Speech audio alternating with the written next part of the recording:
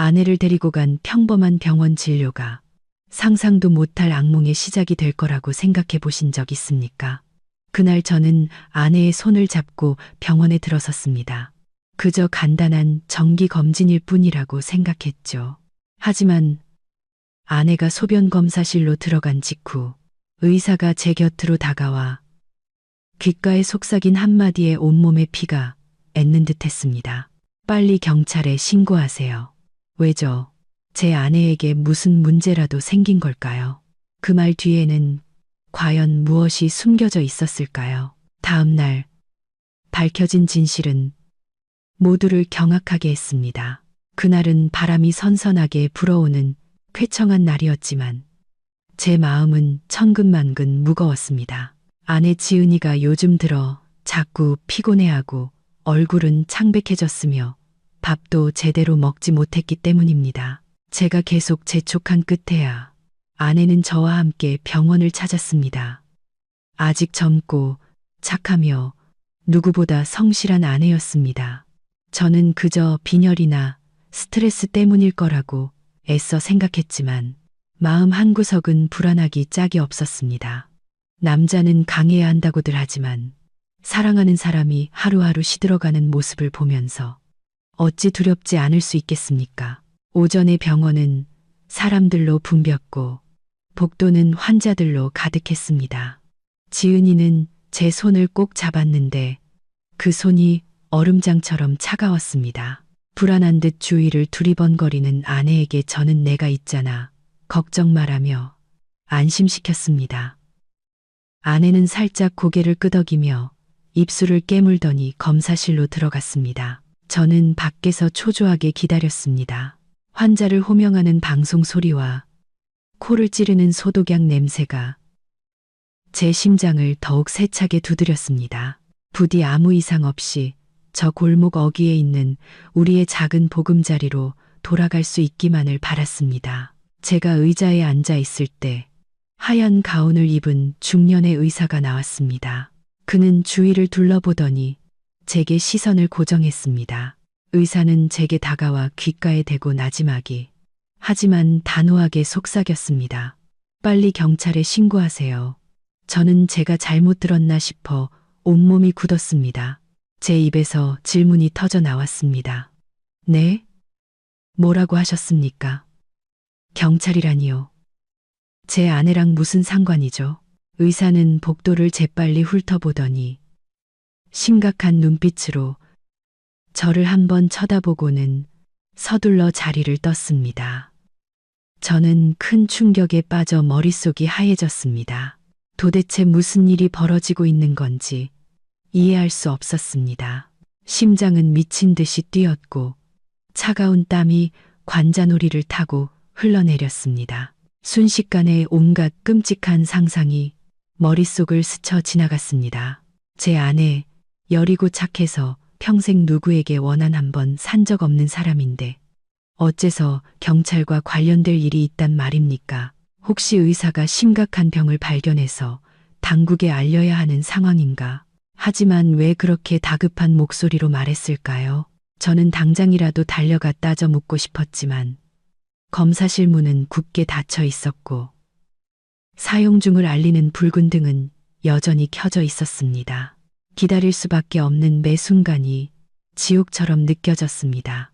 지은이가 검사실에서 나왔을 때 그녀의 얼굴은 평온했고 손에는 검사 용기를 들고 있었습니다. 저는 더욱 혼란스러워졌습니다. 아내를 바라보는 제 마음속에서는 형용할 수 없는 불안감이 소용돌이쳤습니다. 저는 방금 의사가 한 말을 참아 아내에게 전할 수 없었습니다. 괜한 걱정을 안겨주고 싶지 않았기 때문입니다. 저는 애써 미소를 지으며 말했습니다. 힘들었어. 물이라도 한 모금 마셔.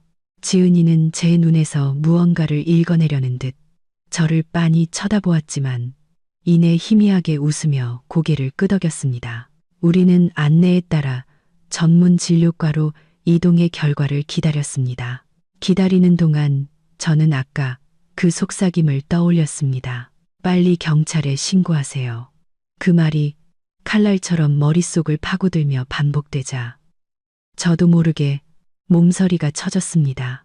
주위를 둘러보며 그 의사를 찾아보았지만 그는 이미 인파 속으로 사라진 뒤였습니다. 이상한 불안감이 스멀스멀 피어올라 도저히 가만히 앉아 있을 수가 없었습니다. 저는 가끔 지은이를 힐끗 쳐다보았고 아내가 간간히 가슴을 부여잡고 마른 기침을 하는 것을 보며 주먹을 꽉 쥐었습니다. 진정해야 해. 조금만 더 기다렸다가 다시 의사를 만나서 자세히 물어보자고 스스로를 다독였습니다. 마음속에서는 두 가지 상반된 생각이 충돌했습니다. 한편으로는 아내가 끔찍한 병에 걸려서 의사가 경찰에 신고하라고 암시한 것은 아닐까. 예를 들면 감염원을 추적해야 하는 경우처럼 말입니다. 다른 한편으로는 지은이가 저에게 무언가 숨기고 있는 것은 아닐까 하는 의심도 들었습니다. 하지만 저는 곧바로 그 생각을 지워버렸습니다. 그녀는 현명하고 착한 아내였고 단 한 번도 저를 속인 적이 없었습니다. 10년 넘게 함께 살면서 저는 지은이의 사소한 습관 하나까지 모두 알고 있었습니다. 설마 그렇게 큰 비밀을 숨기고 있을 리가 없었습니다. 약 1시간 후 우리는 과장 의사 방으로 불려 들어갔습니다. 그는 안경을 쓰고 두꺼운 서류 뭉치를 뒤적이며 날카로운 눈빛으로 저를 보다가 지은이에게 시선을 옮겼습니다. 그는 생활 습관과 과거 병력에 대해 몇 가지 질문을 쏟아냈습니다. 지은이는 천천히 대답했지만 눈빛은 어딘가 피하는 듯했습니다. 옆에 앉은 저는 공기 중에 팽팽한 긴장감이 흐르는 것을 똑똑히 느낄 수 있었습니다. 그때 의사가 무언가 중요한 말을 하려는 듯 헛기침을 했습니다. 하지만 제 눈과 마주치자 그는 잠시 멈칫하더니 목소리를 낮췄습니다. 일단 오늘은 돌아가시고 자세한 결과는 내일 다시 와서 확인하시죠. 그는 잠시 머뭇거리더니 경고의 의미가 담긴 눈빛으로 저를 빤히 쳐다봤습니다.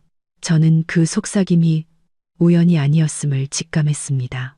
집으로 돌아오는 길, 지은이는 이상할 정도로 말이 없었습니다. 저는 운전대를 잡고 있었지만 머릿속은 온갖 생각으로 복잡했습니다. 솔직하게 물어보고 싶었지만 아내에게 상처를 줄까 두려웠습니다. 몇 번이나 입을 열려다 그만두었습니다. 익숙하고 아늑했던 작은 집이 오늘따라 유난히 쌀쌀하게 느껴졌습니다. 아내는 의자에 앉아 멍하니 먼 곳을 바라보며 입을 꾹 다물고 있었습니다.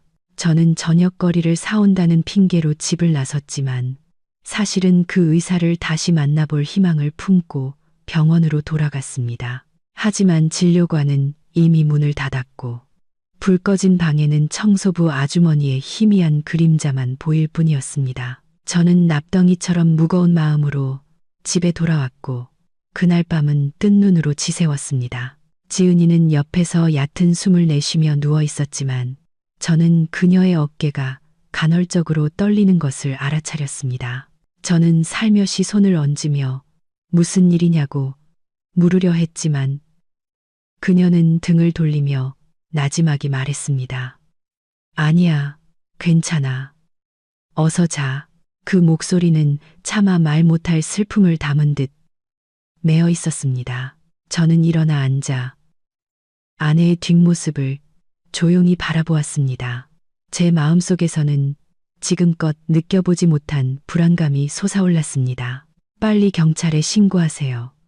의사의 그 한마디가 저주처럼 머릿속을 끊임없이 맴돌았습니다. 다음 날 아침 저는 일찍 일어나 아내를 위해 죽을 끓이고 푹 쉬라고 당부했습니다. 제가 대신 결과를 받아오겠다고 했지만 지은이는 기어코 함께 가겠다고 고집을 부렸습니다. 보기 드물게 단호함이 서린 그녀의 눈빛에 저는 더 이상 말릴 수 없었습니다. 부부는 다시 병원으로 향했습니다. 아직 봉인된 결과지를 손에 쥐었을 때 제 심장은 요동쳤습니다. 우리는 과장 의사방으로 들어갔습니다. 그는 어제보다 훨씬 더 엄숙한 표정으로 우리를 바라보았습니다. 그는 서류를 펼치더니 날카로운 눈빛으로 저를 쳐다보았습니다. 그리고는 마치 잔잔한 호수에 돌을 던지듯 천천히 한 글자 한 글자 힘주어 말했습니다. 마음의 준비를 하셔야겠습니다. 이 진실은 법과 그리고 생명과 관련된 문제입니다. 저는 숨이 뗀는 듯 했고 눈을 크게 떴습니다. 지은이도 얼굴이 새하얗게 질려 입술을 파르르 떨었습니다. 진료실은 무서운 정적에 휩싸였습니다. 저는 제 심장이 가슴 속에서 세차게 울리는 소리와 의사가 곧 내뱉을 말이 우리의 인생을 영원히 바꿔놓을 것이라는 사실을 똑똑히 들을 수 있었습니다. 진료실의 공기는 마치 굳어버린 듯 했습니다. 벽에 걸린 시계의 초침이 똑딱거리는 소리만이 무거운 침묵 사이를 파고들었습니다. 저는 마른 침을 삼켰습니다. 머릿속에는 수백 개의 질문이 떠올랐지만 차마 입 밖으로 내뱉지 못했습니다. 과장 의사는 나지막이 한숨을 쉬었습니다. 그는 검사 결과지를 책상 위에 내려놓고 한참 동안 저를 바라보다가 무겁고 낮은 목소리로 입을 열었습니다. 진정하셔야 합니다. 검사 결과 아내분의 소변 샘플에서 형사사건에 주로 사용되는 맹독성 물질이 소량 검출되었습니다. 그래서 저희는 즉시 경찰에 신고하시라고 권고할 수밖에 없었습니다. 그 말을 듣는 순간 온몸이 차갑게 식었습니다. 그의 말 한마디 한마디가 망치처럼 제 머리를 내리쳤습니다. 저는 더듬거리며 말했습니다. 독극물이요. 그럴 리가요. 제 아내는 그런 일과는 전혀 관련이 없는 사람입니다. 분명히 뭔가 착오가 있었을 겁니다. 선생님, 옆에 앉아있던 지은이는 얼굴이 백지장처럼 하얘진 채 겁에 질려 눈을 동그랗게 뜨고 제 옷자락을 떨리는 손으로 꽉 붙잡았습니다. 그녀는 간신히 목소리를 냈습니다. 저는 왜 그런 건지 전혀 모르겠어요. 이상한 걸 먹거나 만진 적도 없는데 그녀의 목소리는 눈물에 잠겨 금방이라도 터져 나올 듯 했습니다. 의사는 손가락으로 책상을 톡톡 두드리며 엄격하면서도 동정심 어린 눈빛으로 말했습니다. 저희가 아주 정밀하게 검사했습니다. 이 물질은 인체에서 자연적으로 생성될 수 없습니다. 보통 누군가 음식이나 음료에 의도적으로 넣었을 때 나타나는 현상입니다. 이건 지은 씨의 건강뿐만 아니라 생명이 걸린 문제입니다. 조금만 늦었더라면 돌이킬 수 없는 결과로 이어졌을 겁니다. 그는 잠시 말을 멈추더니 목소리를 낮췄습니다. 그래서 제가 어제 선생님께 귓속말을 할 수밖에 없었던 겁니다. 이건 가볍게 넘길 사안이 아닙니다.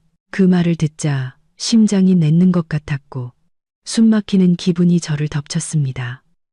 제 아내가 독살당하고 있었다니 누가 이토록 잔인한 짓을 할 수 있단 말입니까? 저는 지은이의 손을 꽉 잡았습니다. 그녀의 손은 얼음장처럼 차가웠고 마치 악몽에서 막 깨어난 사람처럼 식은땀이 흥건했습니다. 저는 의사의 눈을 똑바로 쳐다보며 이를 악물고 물었습니다. 선생님, 솔직하게 말씀해 주십시오. 이게 얼마나 심각한 상황입니까? 제 아내를 살릴 수 있습니까? 의사는 고개를 끄덕이며 침울한 눈빛으로 말했습니다. 조기에 발견했고 독의 근원을 차단하면 살릴 수 있습니다. 하지만 중요한 것은 누가 이 배후에 있는지를 밝혀내는 것입니다. 그렇지 않으면 아내분은 결코 안전할 수 없을 겁니다. 저는 할 말을 잃었습니다. 모든 것이 빙글빙글 돌았고 수많은 얼굴들이 머릿속에 떠올랐습니다. 누가 우리 부부를 해치려 했는지 생각해 보려 했지만 아무것도 떠오르지 않았습니다. 우리는 조용히 살았고 누구와도 원한을 진 적이 없었기 때문입니다. 저는 지은이를 돌아보았습니다.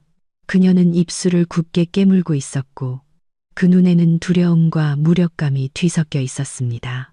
저는 그녀의 어깨를 꽉 끌어안으며 속삭였습니다. 내가 무슨 일이 있어도 널 지켜줄게. 약속할게. 눈물이 지은이의 뺨을 타고 흘러내렸습니다. 그녀는 제 가슴에 얼굴을 묻었고 어깨는 가늘게 떨리고 있었습니다. 의사는 천천히 말을 이었습니다. 두 분은 이 사실을 비밀로 하시고 다른 사람에게 절대 알리지 마십시오. 제가 관련 서류를 수사기관에 전달하겠습니다.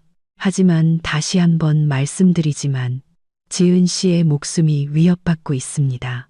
각별히 조심하셔야 합니다. 그는 말을 멈추고 무언가 더 당부하려는 듯 저를 쳐다보았지만 이내 입을 다물었습니다. 아마 작은 실수 하나가 배우의 범인을 더 자극할 수 있다고 생각한 모양입니다. 우리는 무거운 마음으로 진료실을 나섰습니다. 지은이는 제 손을 어찌나 세게 잡았는지 손톱이 살을 파고드는 것이 느껴졌습니다. 병원 문을 나서자 아침 햇살이 쏟아졌지만 제 눈에는 온통 잿빛으로 보였습니다. 돌아오는 길, 지은이는 넋이 나간 얼굴로 침묵을 지켰습니다. 저는 운전을 하면서도 마음속으로 격렬하게 갈등했습니다. 가족에게 말해야 할까? 아니면 숨겨야 할까? 바로 경찰에 신고해야 할까? 아니면 단서를 더 찾아볼 시간을 벌어야 할까?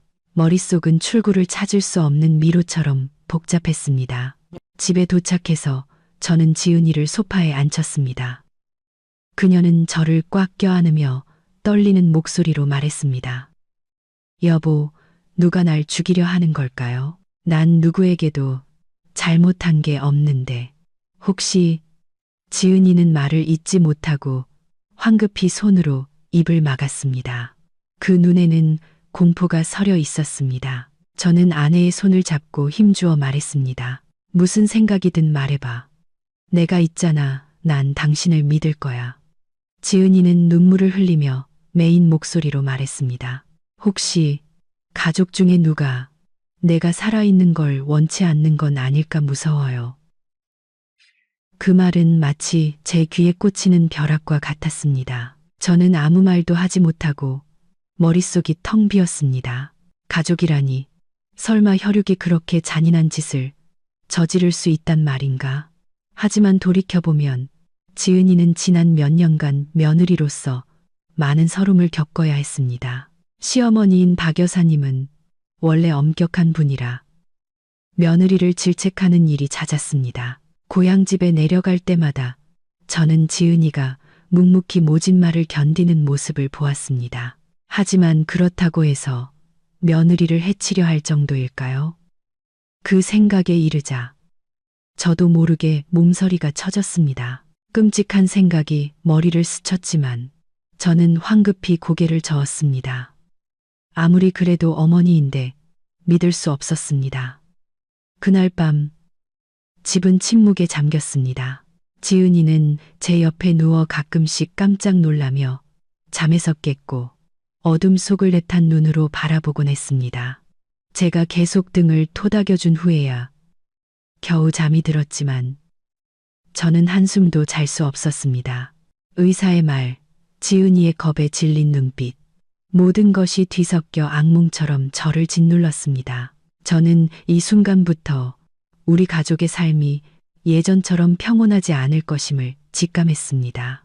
어떤 비밀이 서서히 드러나며 우리를 예상치 못한 소용돌이 속으로 끌어들이고 있었습니다.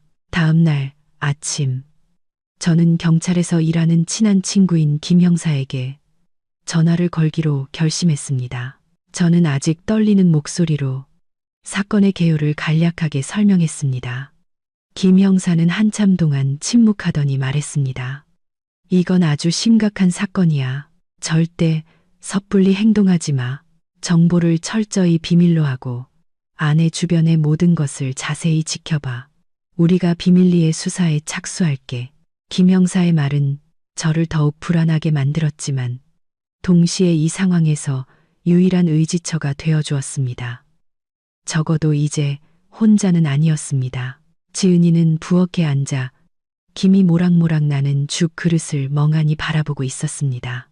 저는 그녀 옆에 앉아 이마에 헝클어진 머리카락을 부드럽게 넘겨주며 말했습니다. 너무 많이 생각하지 마. 우리 꼭 이겨낼 수 있을 거야. 하지만 제 마음속으로는 폭풍우가 이제 막 시작되었음을 알고 있었습니다. 지은이를 해치려는 자는 아직 저밖에, 어쩌면 우리 아주 가까이에 있을지도 모릅니다.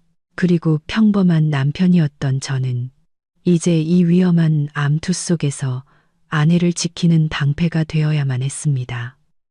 지은이는 저를 바라보았습니다. 그 눈빛에는 극심한 공포와 함께 깊은 믿음이 담겨 있었습니다. 저는 그녀를 품에 안았고 머릿속에는 조용한 맹세가 울려 퍼졌습니다. 그자가 누구든, 가족이든 타인이든 반드시 정체를 밝혀내겠어. 내가 꼭 당신을 지켜줄게. 그 후 며칠 동안 집안의 공기는 마치 지붕 위에 먹구름이 들이운 것처럼 무겁게 가라앉았습니다. 지은이는 거의 식사를 하지 못하고 그저 조용히 앉아 먼 곳을 바라볼 뿐이었습니다.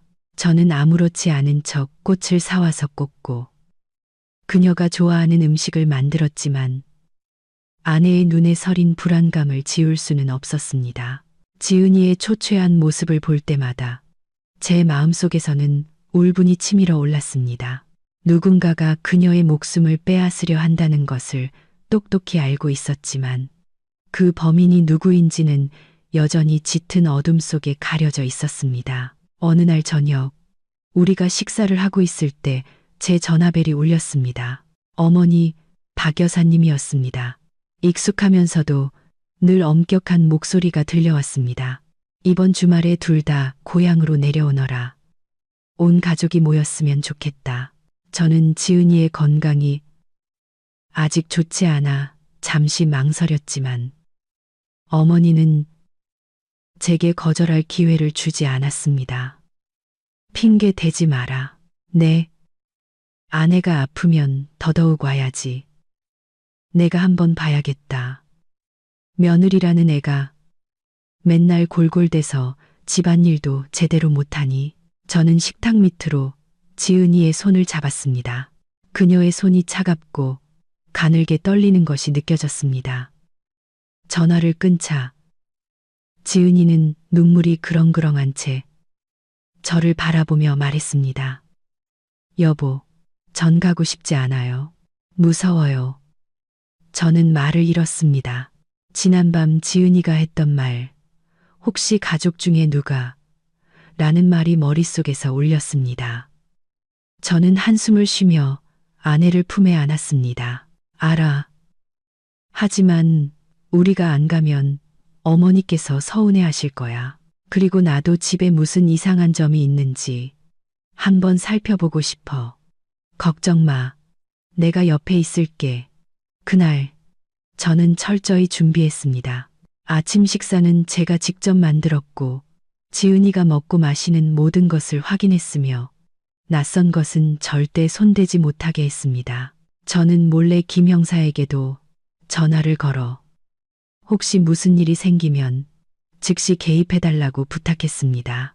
주말 오후 우리는 고향집에 도착했습니다. 대문을 들어서자마자 어머니가 의자에 앉아 지은이를 위아래로 훑어보는 날카로운 시선이 느껴졌습니다. 어머니는 퉁명스럽게 말했습니다. 그렇게 창백한 얼굴로 아프다고 하는 거냐? 남의 집 며느리들은 일하면서 집안일까지 다 하는데 넌 어째 그 모양이냐? 지은이는 고개를 숙인 채 묵묵히 듣고만 있었습니다. 아내의 눈가가 붉어지는 것을 보고 가슴이 미어졌지만 저는 꾹 참았습니다. 그날 저녁 식사는 맛있는 음식으로 가득했습니다. 어머니는 계속해서 지은이의 밥그릇에 반찬을 놓아주며 쏘아붙이듯 말했습니다. 기운나게 좀 먹어라. 그렇게 비실거려서야 어디 쓰겠니? 여자가 애 낳을 생각도 안 하고 집안 건사할 생각도 안 하면 뭐가 되겠어. 저는 음식 하나하나를 쳐다보며 경계심을 늦추지 않았습니다. 의사의 말을 기억하며 아내의 밥그릇에 놓이는 음식 한 점, 한 점을 조심스럽게 살폈습니다. 지은이는 고개를 숙인 채 마지못해 몇 숟갈 뜨는 둥 마는둥했고 그 눈빛에는 불안감이 가득했습니다.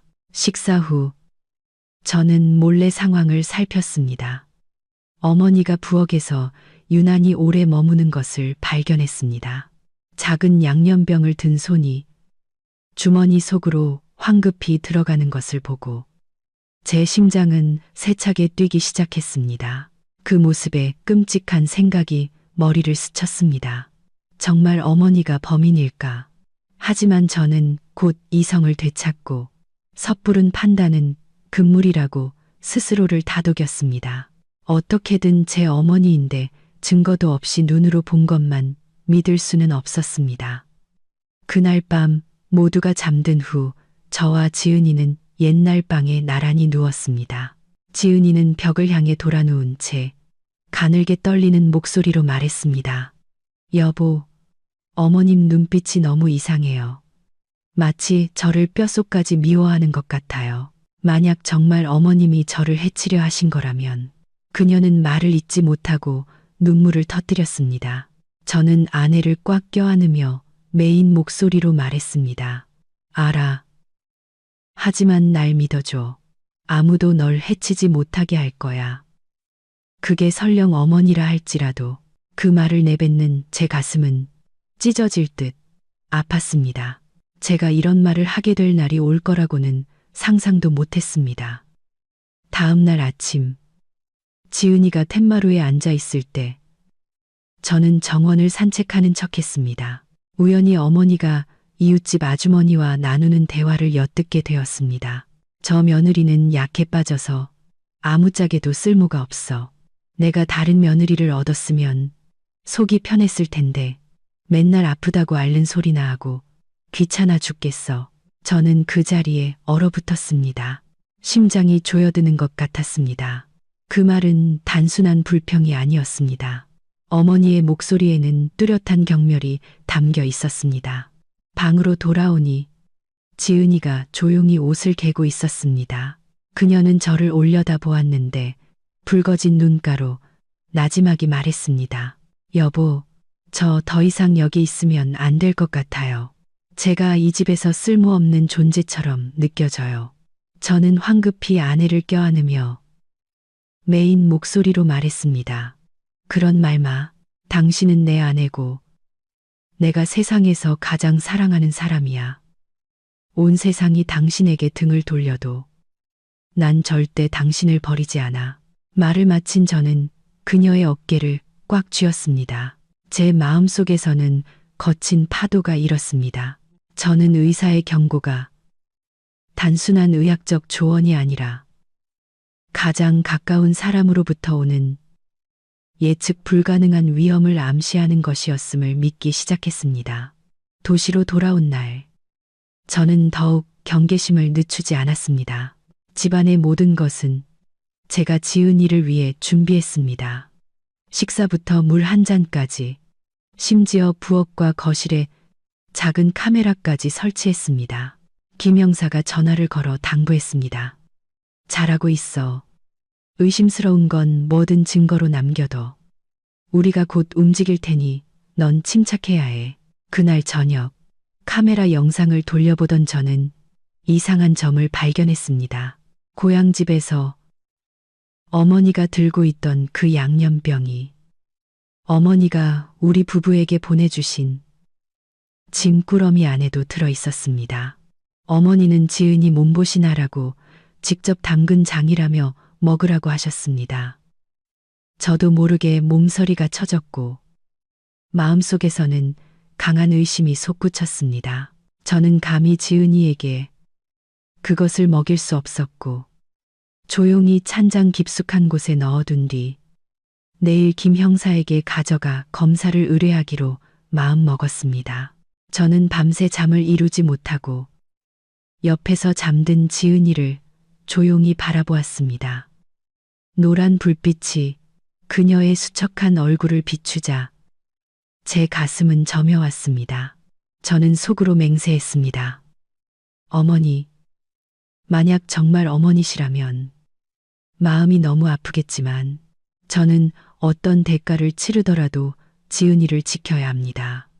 제 마음속에서는 이 진실이 제가 상상했던 것보다 훨씬 더 잔인한 비밀을 드러낼 것이라는 예감이 들었습니다. 그리고 그 비밀이 터져나오는 순간 모든 것은 예전과 같지 않을 것이었습니다.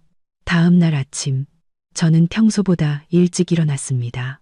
밤새 뒤척이며 겨우 몇 분 눈을 붙였을 뿐 머릿속은 어머니가 주신 그 양념병 생각으로 가득했습니다. 그 작은 병이 이제 제 심장을 짓누르는 거대한 짐이 되어버렸습니다. 아직 잠들어 있는 지은이를 보니 숨소리는 평온했지만 얼굴에는 여전히 피로감이 남아 있었습니다. 제 마음이 아려왔습니다. 저는 아내의 헝클어진 머리카락을 부드럽게 쓸어 넘기며 약속하듯 속삭였습니다. 내가 진실을 밝혀낼게. 걱정하지 마. 저는 조심스럽게 그 병을 가방에 넣고 급한 일이 생겼다는 핑계를 대고 밖으로 나갔습니다. 길을 가면서 김 형사에게 전화를 걸었습니다. 다급한 목소리였습니다. 자네가 급히 확인해줘야 할 게 있어. 이게 아마 의사가 말했던 독의 출처일지도 몰라. 김 형사는 제 말을 듣고 즉시 자기 부서의 실험실에서 만나자고 했습니다. 제가 도착했을 때 김 형사는 이미 기다리고 있었습니다. 그의 심각한 표정은 평소의 쾌활한 모습과는 달랐습니다. 저는 여전히 떨리는 손으로 양념병을 건넸습니다. 김 형사는 장갑을 끼고 병뚜껑을 열어 냄새를 맡아보더니 즉시 미간을 찌푸렸습니다. 이상한 냄새가 나. 이건 그냥 평범한 양념이 아니야. 그는 즉시 샘플을 검사실로 보냈습니다. 기다리는 동안 우리 둘은 말없이 마주 앉아 있었습니다. 시간은 느리게 흘렀고 1분이 1시간처럼 느껴졌습니다. 마침내 결과가 나왔습니다. 김 형사는 종이를 들고 읽더니 책상에 세게 내려놓으며 긴장된 눈빛으로 저를 쳐다보았습니다. 병 안에서 맹독성 화합물의 흔적이 검출됐어. 바로 이것 때문에 자네 아내가 중독된 거야.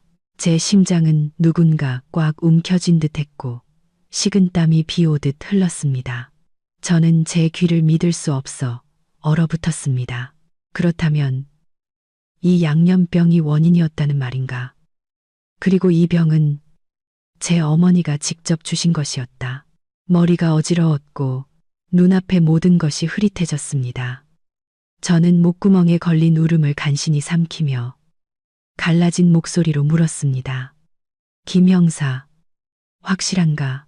뭔가 착오가 있을 수도 있지 않나? 김 형사는 제 눈을 똑바로 보며 또박또박 말했습니다. 이 결과는 틀릴 수 없어. 하지만 넌 정말 침착해야 해.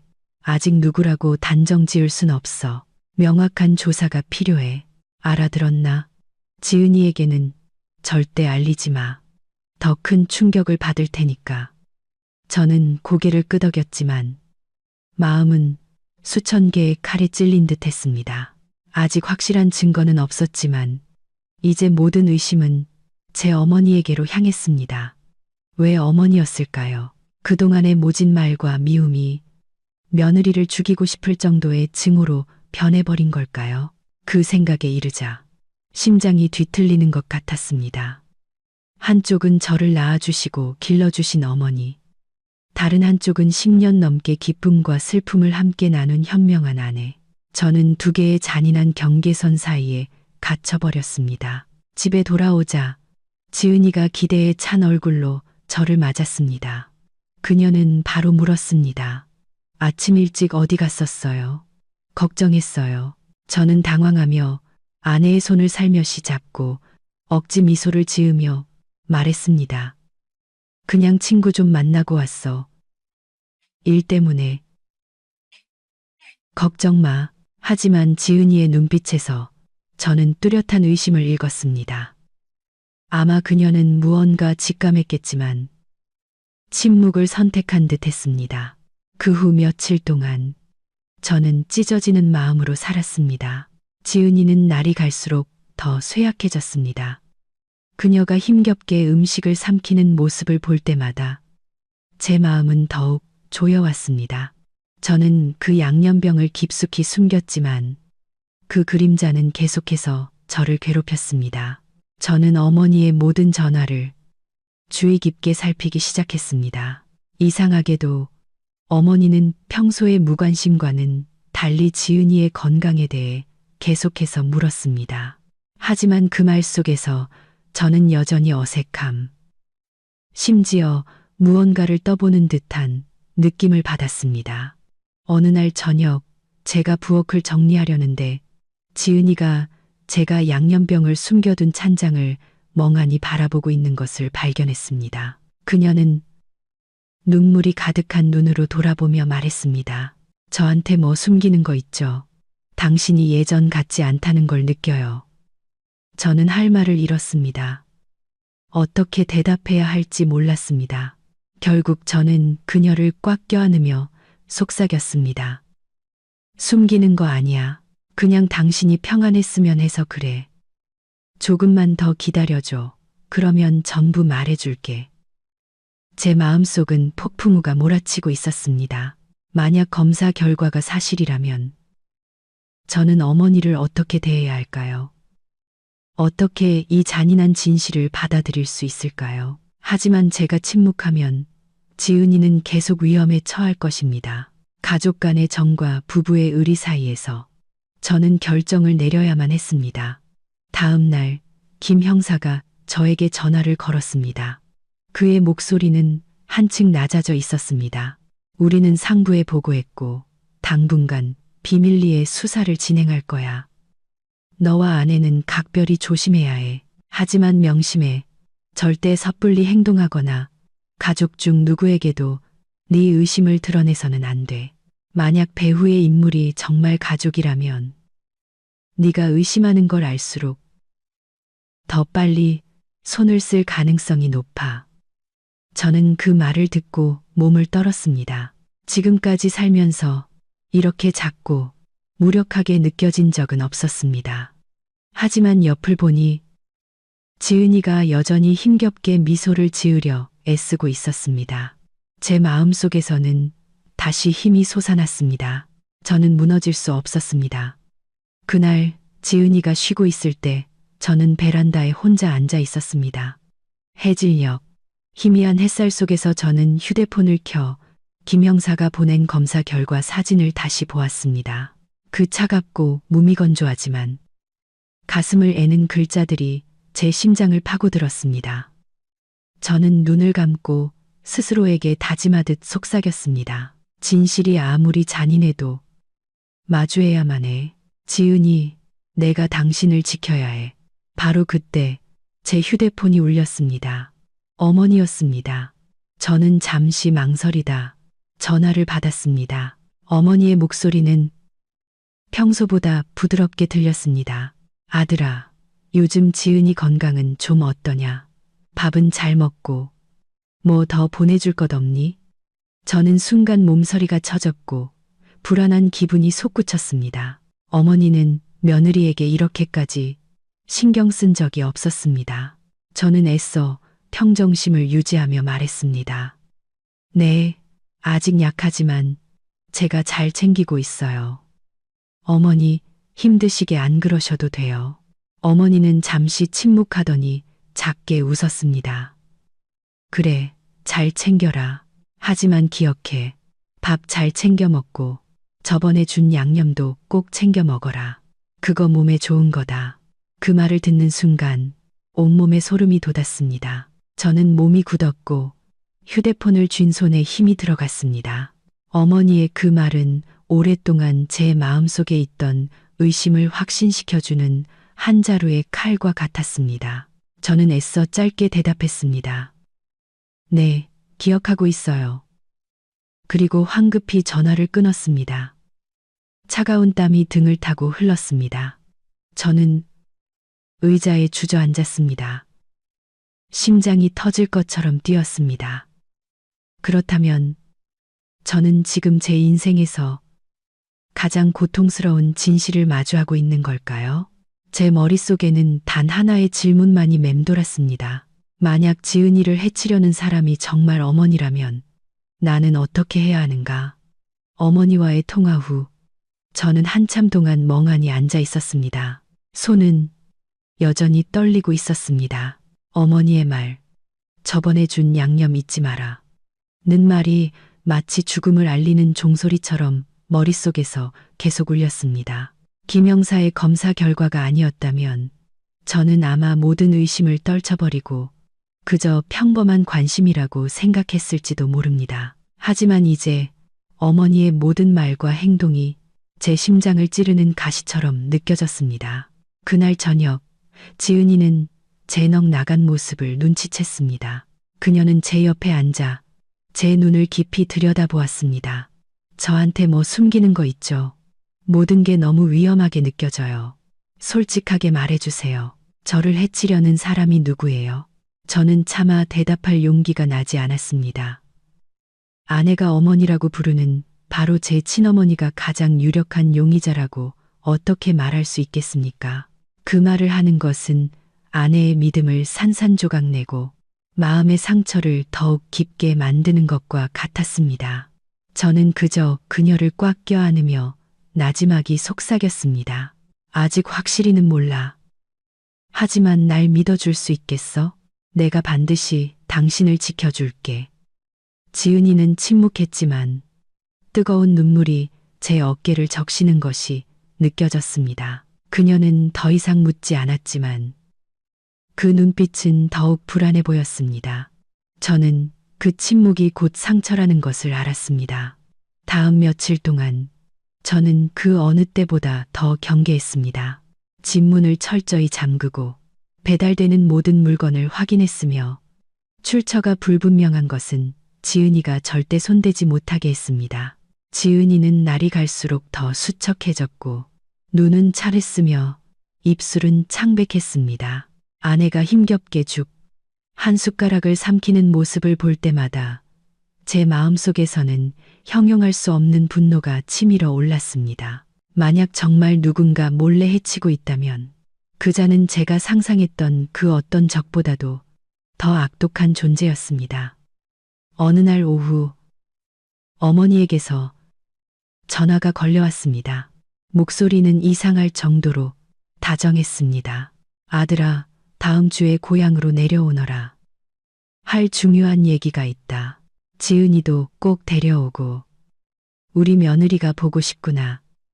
그 말을 듣자 온몸에 소름이 돋았습니다.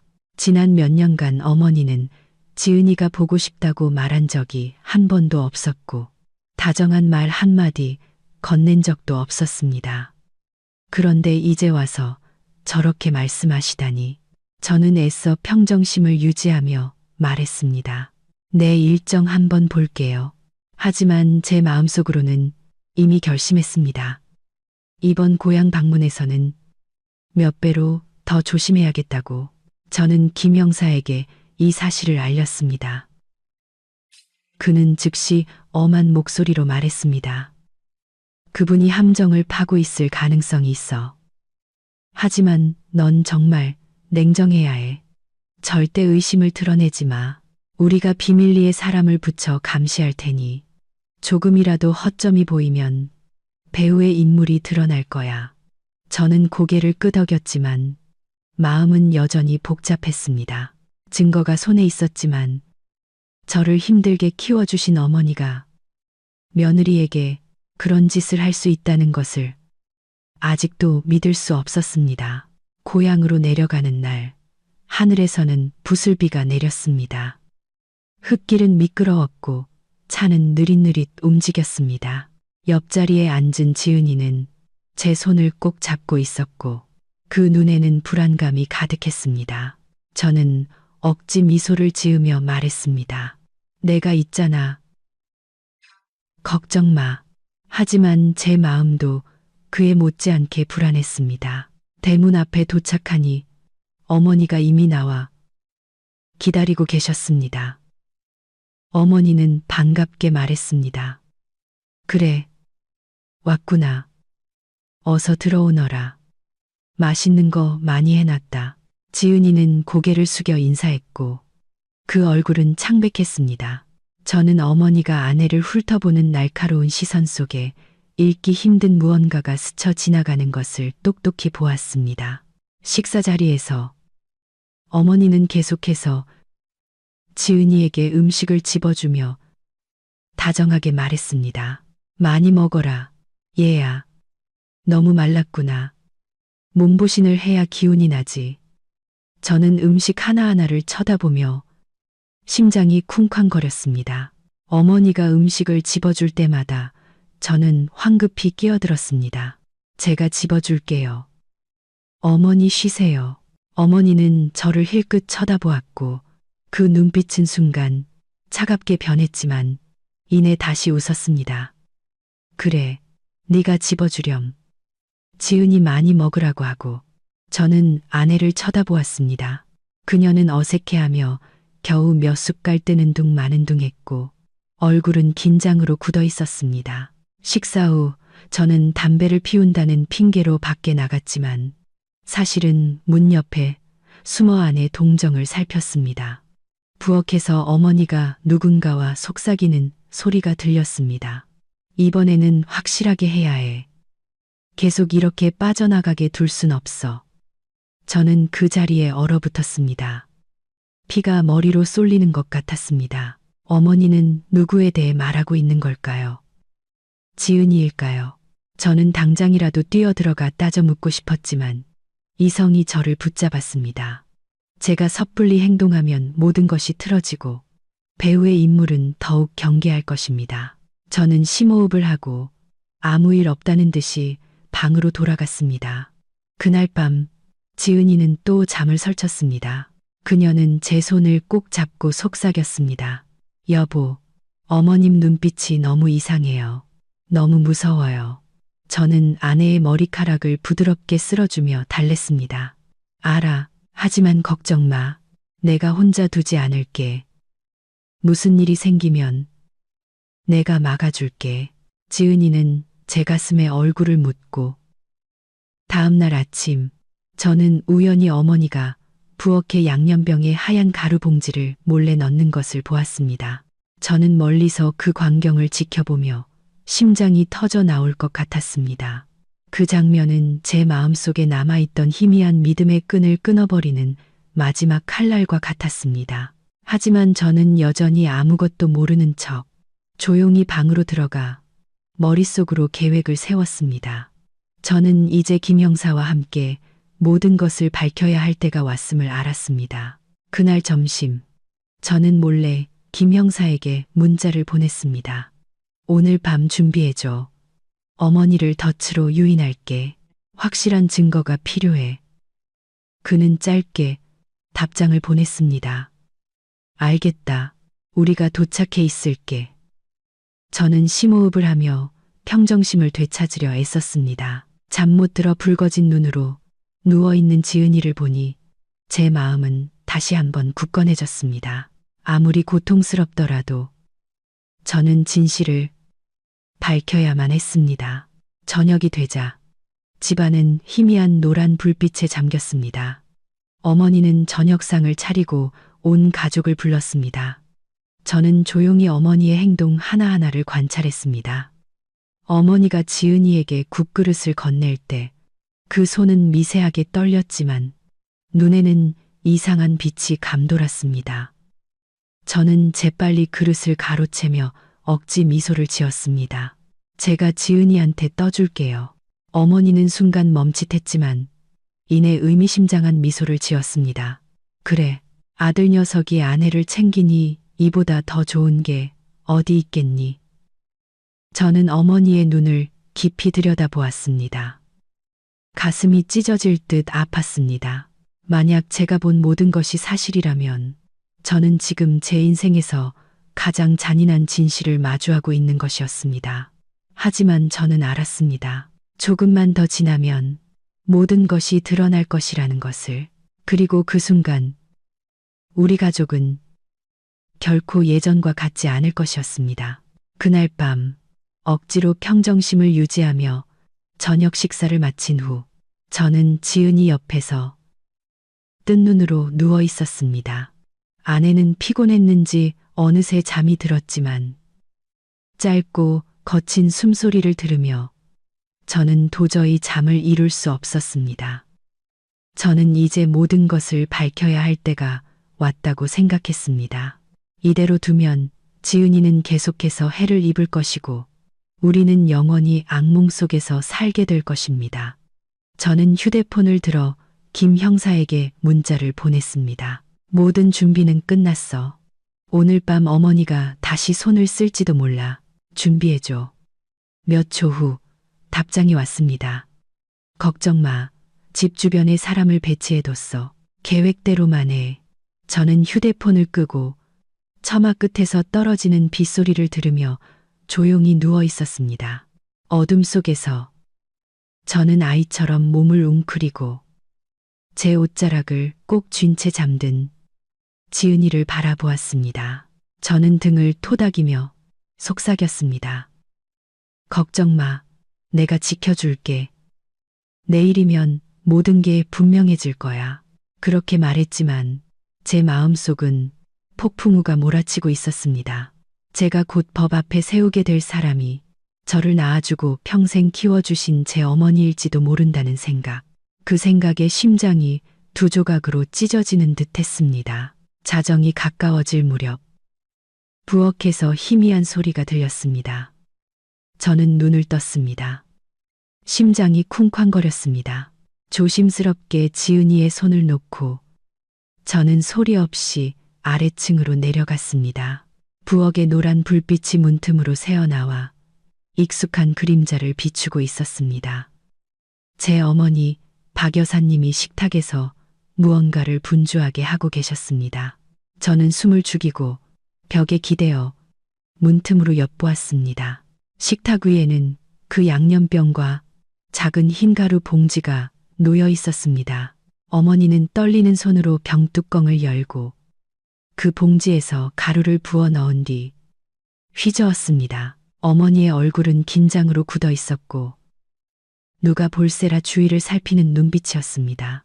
저는 온몸이 마비되는 것 같았습니다. 모든 것이 무너져 내렸습니다. 그 광경을 목격한 제 심장은 터져버릴 것 같았습니다. 그동안 품었던 희미한 희망, 모든 것이 오해일 거라는 믿음이 이제 잿더미가 되어 사라졌습니다. 하지만 저는 필사적으로 감정을 억눌렀습니다. 지금 한 걸음이라도 잘못 내디디면 모든 것이 수포로 돌아갈 것이기 때문입니다. 저는 문 쪽을 향해 손짓했습니다. 바로 그 순간 사복을 입은 김 형사와 두 명의 동료가 안으로 들어와 순식간에 상황을 제압했습니다. 박 여사님, 경찰입니다. 현장을 그대로 보존해 주십시오. 김 형사의 또렷한 목소리가 울려 퍼졌습니다. 어머니는 얼어붙었고 손에 들고 있던 병이 쨍 소리를 내며 식탁 위로 떨어졌습니다. 어머니의 얼굴은 새하얗게 질렸고 입술은 파르르 떨렸습니다. 당신들 무슨 소리 하는 거예요? 난 그냥 요리하고 있었을 뿐이라고요. 김 형사는 증거물인 흰가루 봉지를 가리키며 엄하게 말했습니다. 저희는 전부터 감시하고 있었습니다. 감정 결과 이것은 맹독성 물질입니다. 여사님은 묵비권을 행사할 권리가 있으며 하시는 모든 말은 조사에 기록될 것입니다. 저는 돌처럼 굳어서 있었습니다. 제가 평생 존경해온 어머니가 지금 제 눈앞에서 범죄자처럼 두 손을 붙들려 있었습니다. 어머니는 저를 보며 두려움과 애원이 뒤섞인 눈빛으로 말했습니다. 아들아, 아들아, 엄마 말 좀 들어봐. 어머니의 목소리는 메어 나왔지만 저는 뒷걸음질 칠 수밖에 없었습니다. 머릿속이 혼란스러워 한마디도 할 수 없었습니다. 소란에 잠이 깬 지은이가 내려왔다가 그 광경을 보고는 경악했습니다. 그 눈에는 공포가 가득했습니다. 어머님, 지은이는 외치며 눈물을 쏟아냈습니다. 어머니는 울음을 터뜨리며 형사들의 손에서 벗어나려 애쓰며 소리쳤습니다. 난 널 해치려던 게 아니야.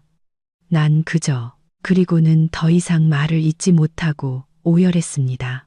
김 형사는 동료에게 어머니를 붙들라고 신호하고 저를 돌아보며 말했습니다. 이건 시작일 뿐이야. 철저히 조사하겠지만 진실은 서서히 드러나고 있어. 마음의 준비를 해. 저는 의자에 주저앉아 머리를 감쌌습니다. 어머니의 울음소리, 지은이의 흐느낌, 그리고 제 심장이 쿵쾅거리는 소리로 집안은 아수라장이 되었습니다. 제가 이런 상황에 처하게 될 날이 올 거라고는 상상도 못했습니다. 한쪽은 매일 독극물에 중독되어 가던 아내, 다른 한쪽은 저를 낳아주신 어머니이자 이제는 용의자가 된 사람. 그 고통은 제 심장을 갈기갈기 찢는 듯 했습니다. 현장에서 조서를 작성한 후 경찰은 일단 어머니를 경찰서로 연행했습니다.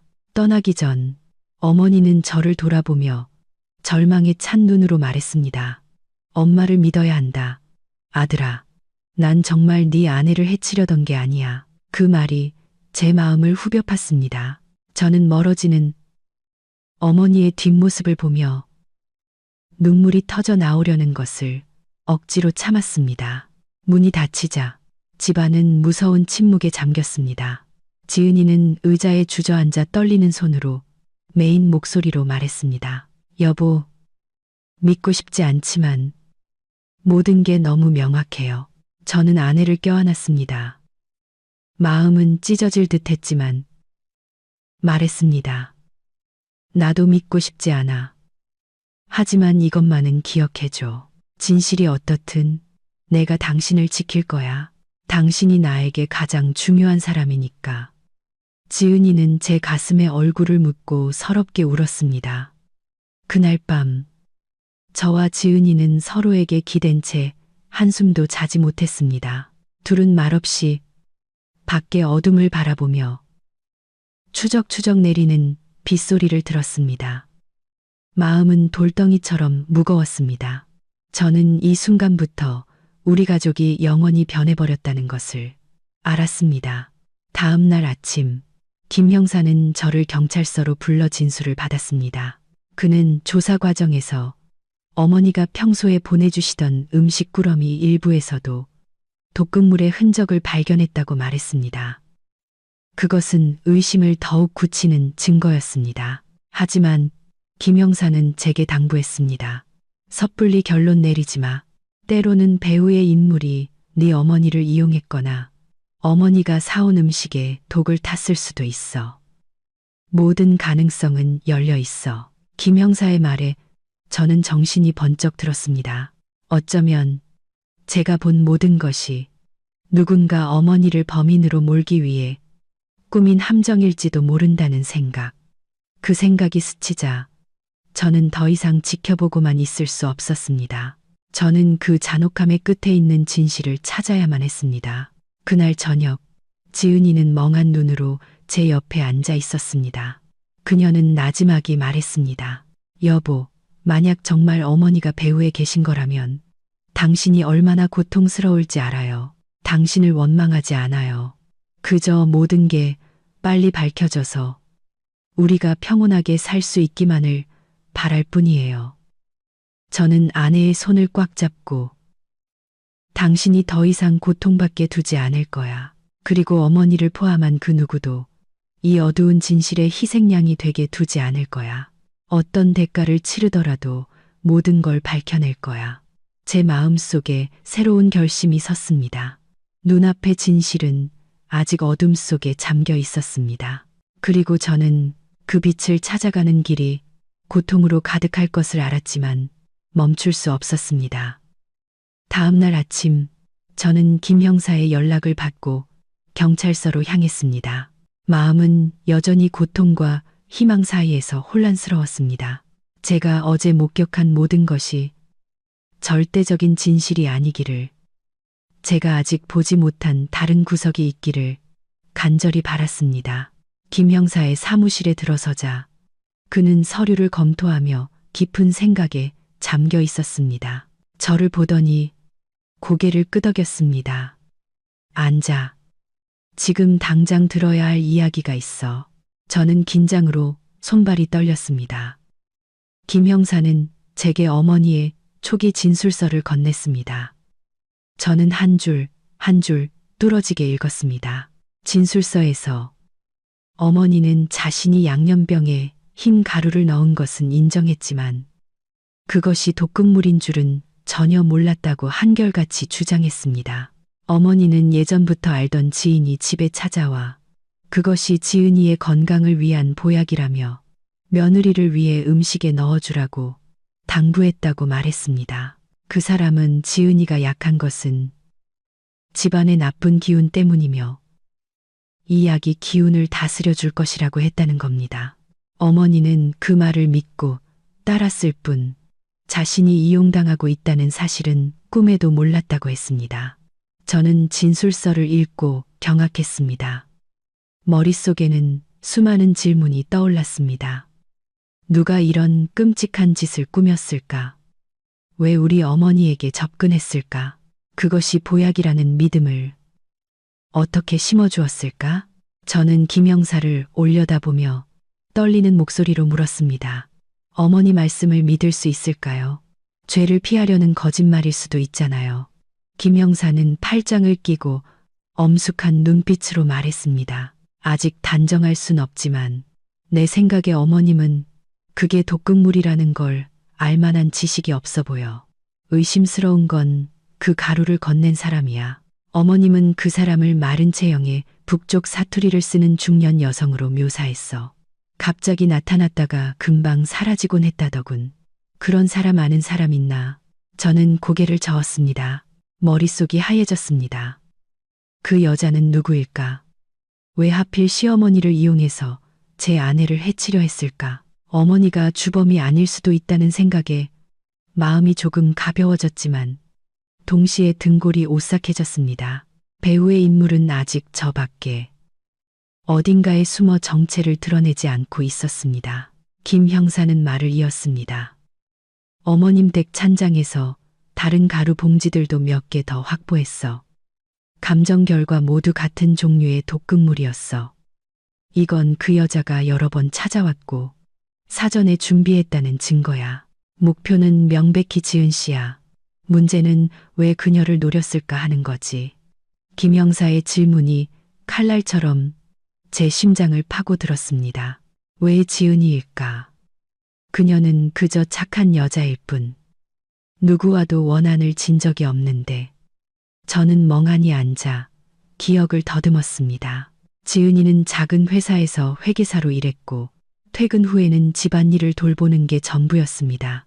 친구도 적었고 교류도 많지 않았습니다. 누군가 질투심 때문에 손을 쓴 걸까? 아니면 제가 전혀 모르는 다른 비밀이 있는 걸까?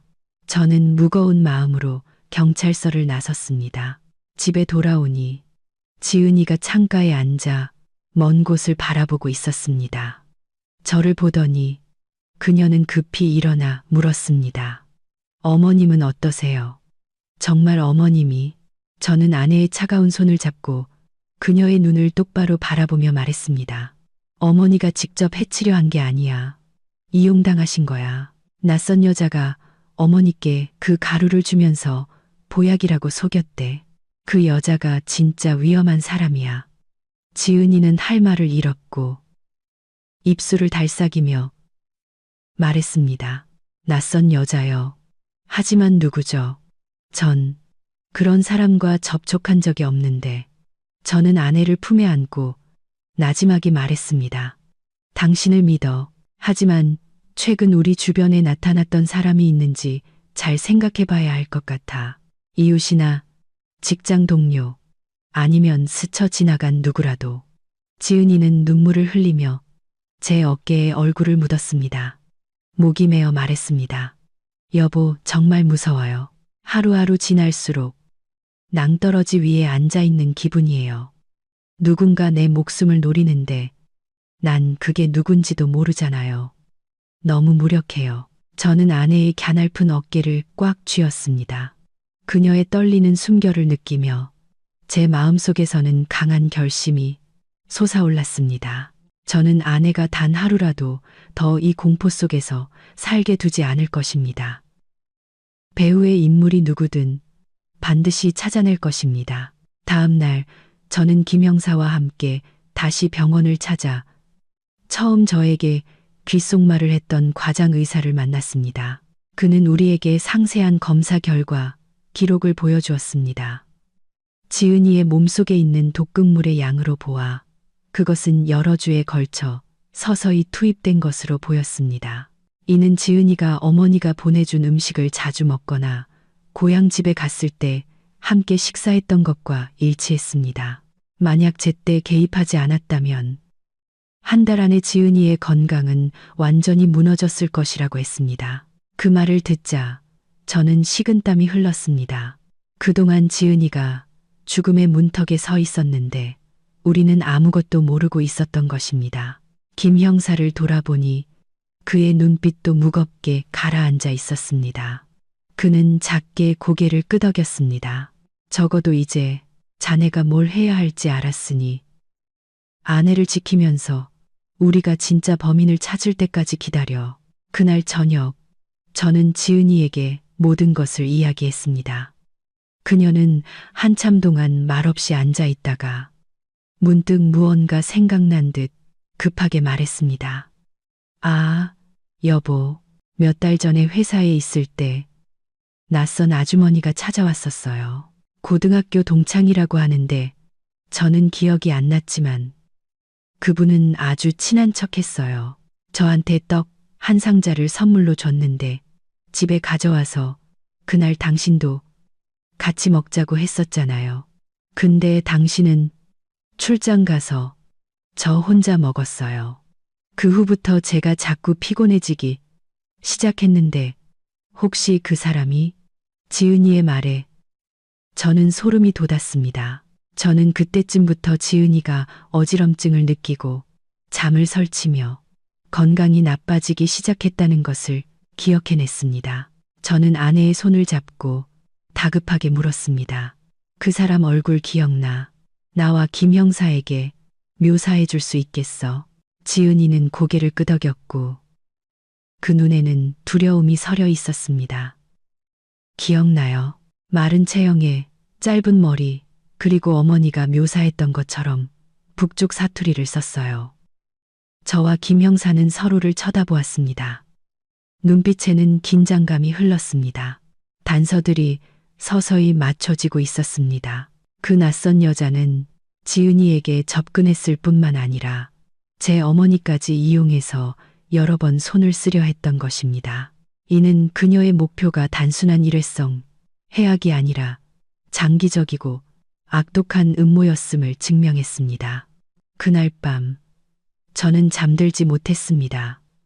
저는 희미한 스탠드 불빛 아래 잠든 지은이의 수척한 얼굴을 바라보았습니다. 제 마음속에서는 온갖 감정이 휘몰아쳤습니다. 아내에 대한 안타까움, 이 소용돌이에 휘말린 어머니에 대한 고통, 그리고 배우의 인물에 대한 분노. 저는 속삭였습니다. 약속할게. 단 하루도 더 당신이 공포 속에서 살게 두지 않을 거야. 그 여자가 어디에 숨어 있든 반드시 찾아낼 거야. 저는 이 순간부터 진짜 전쟁이 시작되었음을 알았습니다. 지은이에게 낯선 여자가 떡을 선물했다는 이야기를 듣고 저는 불 위에 앉은 듯 안절부절 못했습니다. 흩어져 있던 조각들이 서서히 형태를 갖추기 시작했습니다. 어머니가 이용당했던 양념병 속 흰가루부터 지은이가 옛 친구라 자칭하는 사람에게서 떡을 받았던 일까지 모든 것이 한 방향을 가리키고 있었습니다. 얼굴 없는 누군가가 끈질기게 그리고 치밀하게 제 아내를 무너뜨리려 하고 있었습니다. 다음 날 아침 저는 김 형사를 만나 이 소식을 전했습니다. 그는 제 말을 주의 깊게 들었고 그의 표정은 점점 더 무거워졌습니다. 제 이야기가 끝나자 그는 손가락으로 책상을 세게 두드렸습니다. 이거 알아? 지은 씨와 자네 어머님의 묘사가 완벽하게 일치해. 마른 체형, 짧은 머리, 북쪽 사투리. 이 여자는 우연히 한 번 나타난 게 아니야. 자네 아내와 어머니 모두에게 접근했어. 이건 명백한 계획이 있었다는 증거야. 저는 마른 침을 삼켰습니다. 온몸의 피가 차갑게 식는 것 같았습니다. 김 형사는 말을 이었습니다. 지은 씨의 기억을 토대로 몽타주를 작성하게 할 거야. 얼굴이 있으면 단서를 찾기가 더 수월해지겠지. 그날 오후 조용한 사무실에서 지은이는 한 화가 앞에 앉아 있었습니다. 그녀는 눈을 감고 세세한 부분까지 기억해냈습니다. 수척한 얼굴, 날카로운 눈매, 검은 피부, 약간 쉰 목소리, 한 획 한 획 그려질수록 그 얼굴이 서서히 드러났습니다. 마침내 완성된 몽타주가 제 앞에 놓였습니다. 저는 그것을 보고 깜짝 놀랐습니다. 낯선 얼굴이었지만 어딘가 익숙한 느낌이 들었습니다. 저는 기억의 깊은 곳을 헤집었고 문득 떠올랐습니다. 몇 년 전 먼 친척의 결혼식에서 저는 이 그림과 아주 닮은 여자를 본 적이 있었습니다. 그때 그녀는 사람들 속에 섞여 있었지만 누구와도 대화하지 않고 그저 조용히 우리 가족 쪽을 바라보고 있었습니다. 저는 이 사실을 김 형사에게 말했고 그는 즉시 조회를 시작했습니다. 잠시 후 그는 저를 경악하게 하는 정보를 가지고 돌아왔습니다. 이 사람 이름은 최여인. 과거에 사기 및 독극물 관련 전과가 있어. 그런데 기록에 따르면 자네 아버지와 관련이 있었던 걸로 나와. 저는 그 자리에 얼어붙었습니다. 아버지는 몇 년 전에 돌아가셨습니다. 아버지는 늘 엄격하고 아내와 자식을 사랑하는 분이셨는데 어떻게 그런 위험한 여자와 엮일 수 있었을까요? 저는 더듬거리며 말했습니다. 그럴 리가 없어요. 우리 아버지가 그런 사람과 관련이 있을 리가. 김 형사는 단호한 눈빛으로 저를 보며 말했습니다.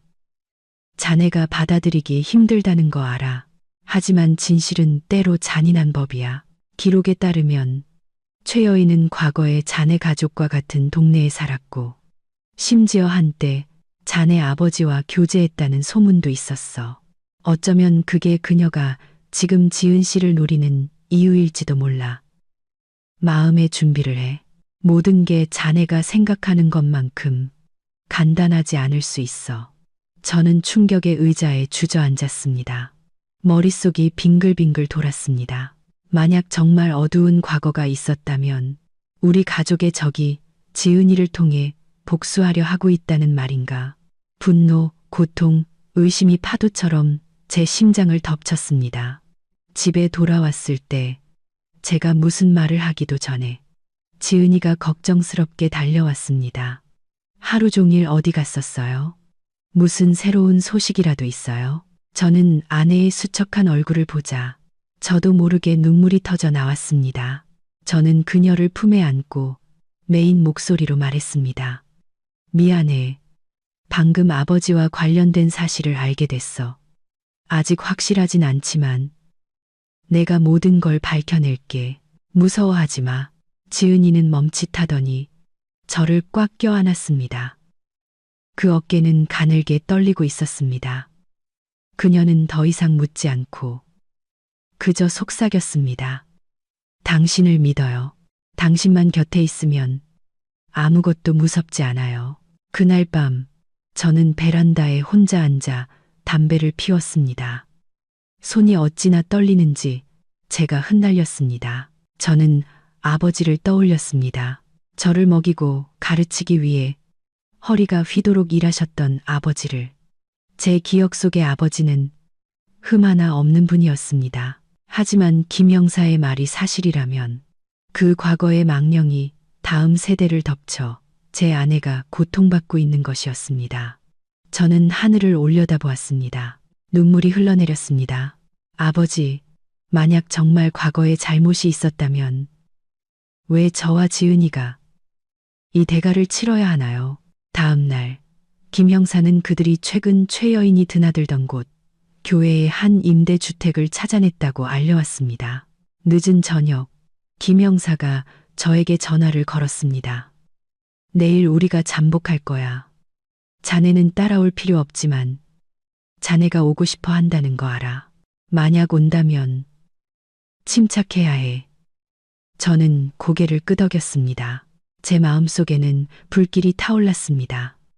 아내를 거의 죽음으로 몰고 간 그 자와 처음으로 직접 대면하게 될지도 모릅니다. 그날 밤 저는 지은이를 오랫동안 안고 있었습니다. 그녀는 나지막이 물었습니다.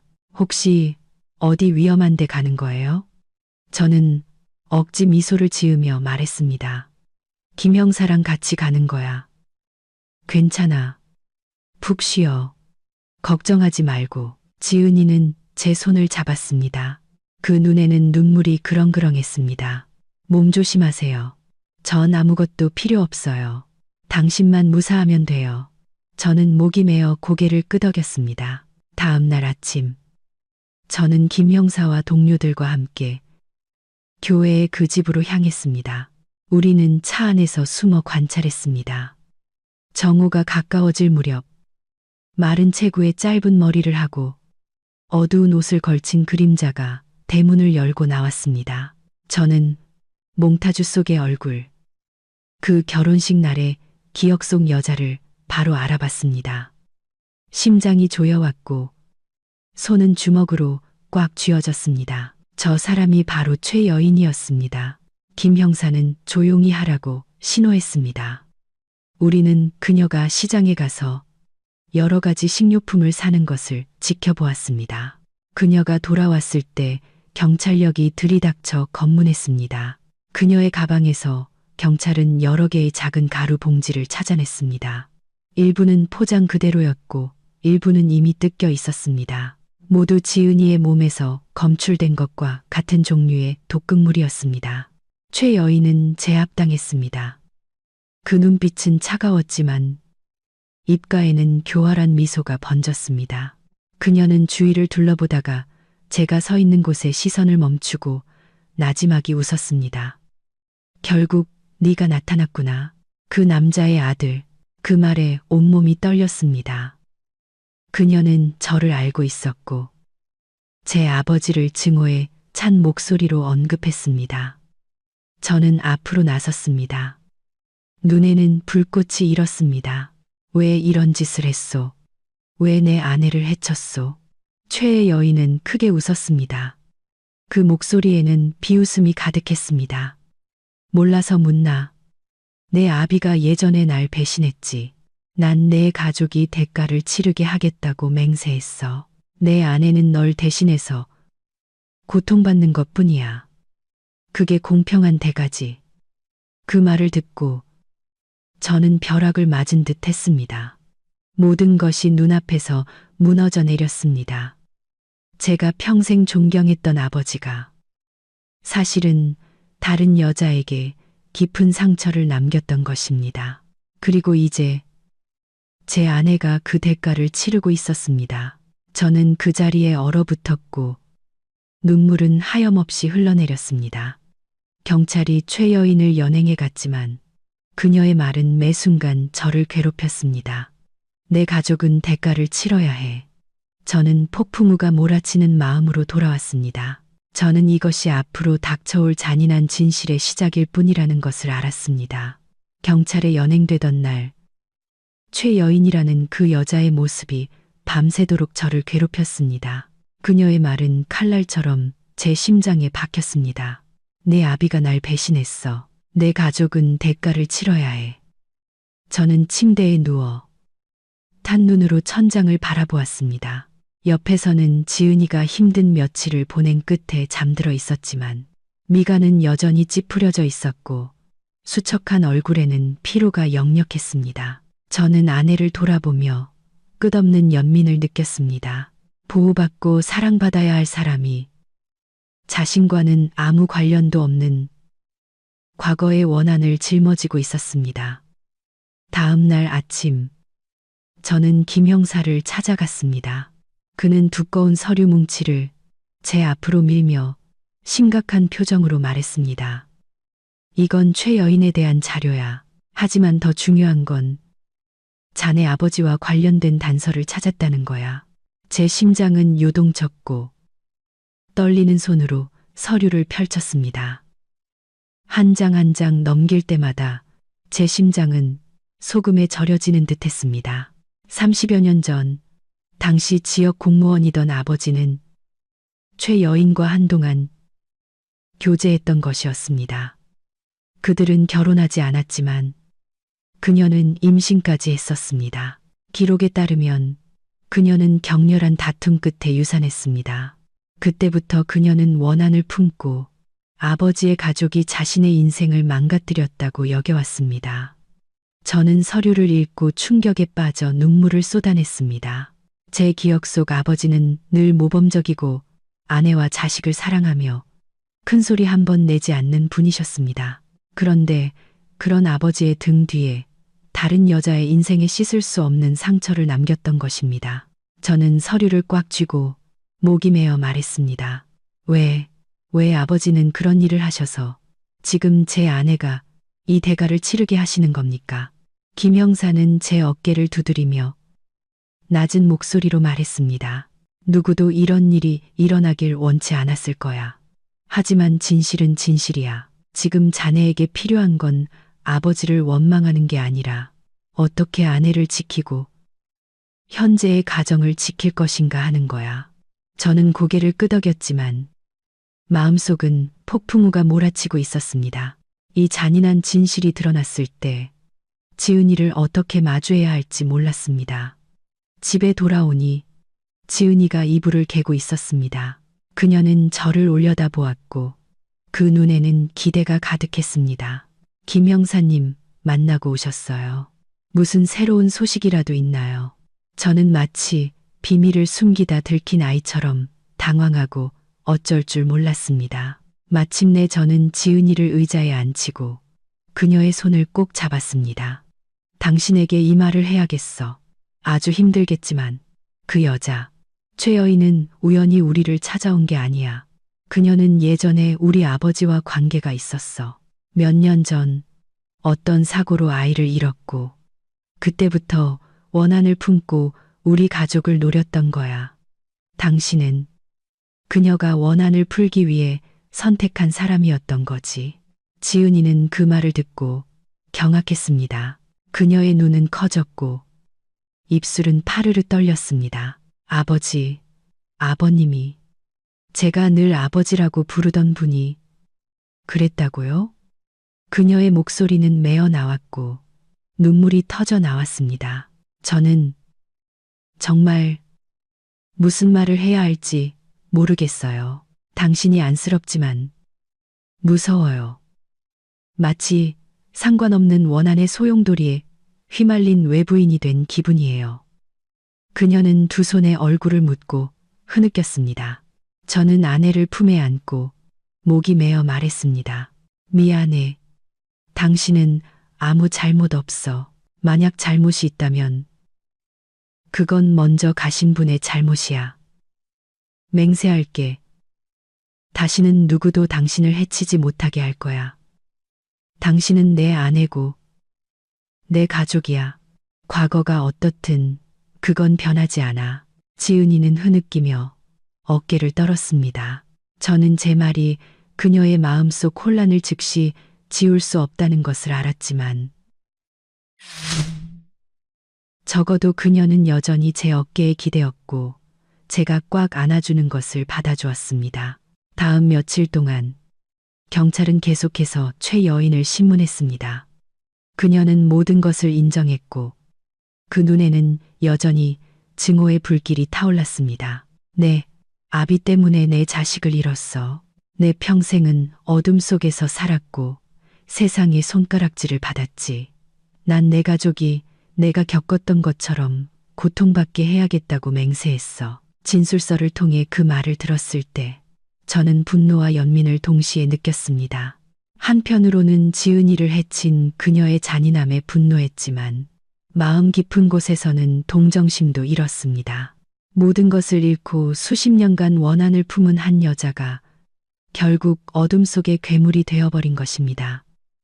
어느 날 오후 저는 고향으로 내려가 아버지의 옛집을 찾았습니다. 어머니가 남겨두신 나무 상자 속을 뒤지다가 우연히 낡은 편지 한 통을 발견했습니다.